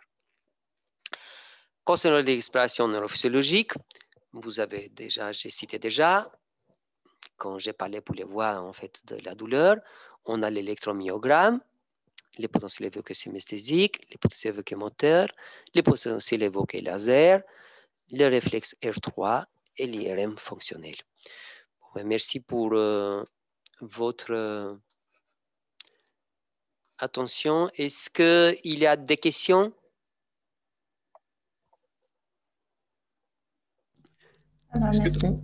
Est-ce que vous pouvez expliquer l'acupuncture, à quel niveau ça fonctionne? Oui, alors l'acupuncture, vous l'avez mon cours, hein, donc j'ai dit à votre enseignante qu'elle puisse vous le remettre. Si vous ne l'avez pas, je peux vous envoyer de nouveau. Est-ce que vous avez ce cours en fait? Oui, oui. Voilà, parfait. Voilà. L'acupuncture, en fait, finalement, est fondée surtout, en fait, avec les... Donc, en fait, ces mécanismes d'action ne sont pas complètement élucidés, hein, malgré que c'est une thérapie aussi vieille que le temps. donc qui date des millénaires. Mais normalement, en fait, en stimulant, en fait, on stimule dans les zones, en fait, finalement, qui sont bien définies, hein, dans les méridiens. En stimulant, en fait, on pense les fibres de gros calibre. Finalement, on pense, en fait, finalement, que principalement, le mécanisme d'action de l'acupuncture réside sur les mécanismes de gate control. Donc, on stimule les fibres de gros calibre parce que celles-ci, en fait, dans les trajets ou dans les zones bien définies de l'acupuncture, en fait, responsables de métamère sont bien définies et que finalement, on a l'activation, en fait, ce mécanisme, en fait, de contrôle métamérique. De l'autre côté, on a aussi les mécanismes, en fait, de contrôle inhibiteurs au niveau spinal. Donc, d'abord, c'est au niveau périphérique, par activation des fibres de gros calibre, et métamérique, en fait, par les contrôles, en fait, spinal. Voilà les deux mécanismes, en fait, qui sont un tout petit peu les plus,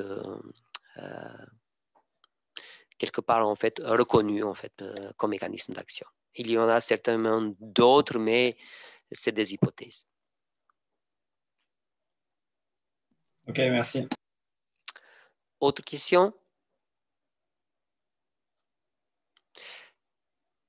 Non. J'espère qu'en fait, j'ai essayé d'insister sur des chapitres ou sur des sujets qui sont vraiment très importants à connaître.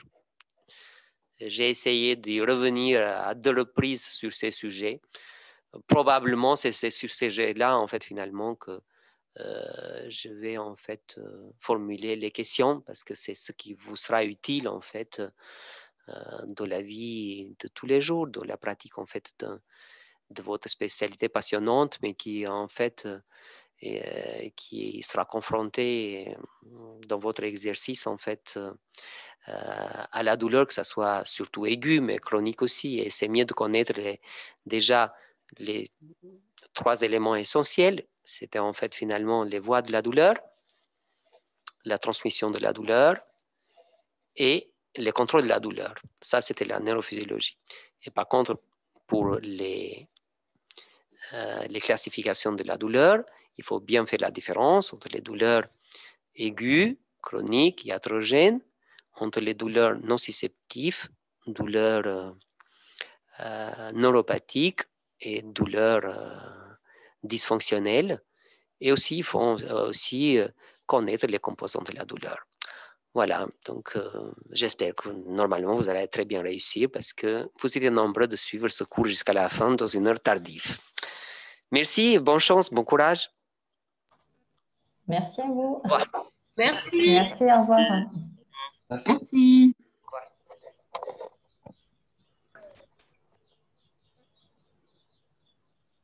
Oui, je vous reprends. Ça a été? Vous l'avez? Oui, donc Allô? Je vous entends pas très bien. Ils ont dressé jusqu'à la fin, en fait. Ce cours, c'est un cours vraiment très long et complexe. Il faut qu'il retienne plutôt, en fait, finalement, l'essentiel et pas forcément, en fait, l'effet, notamment pour mieux comprendre la complexité et la globalité. Et voilà, les questions, ça serait plutôt de ordre vraiment pratique et utile sur les connaissances qui seront utiles, en fait. Voilà, donc je vais m'arrêter là. Et ben, merci beaucoup et puis on espère bien à présentiel la prochaine fois. Ben, on le souhaite, c'est tout ce qu'on souhaite. Ouais. Merci On beaucoup. aimerait mieux en présentiel, oui. Ouais. Merci, au revoir. Merci, au revoir. Au revoir. Allô? Oui. Oui. Oui. Salut.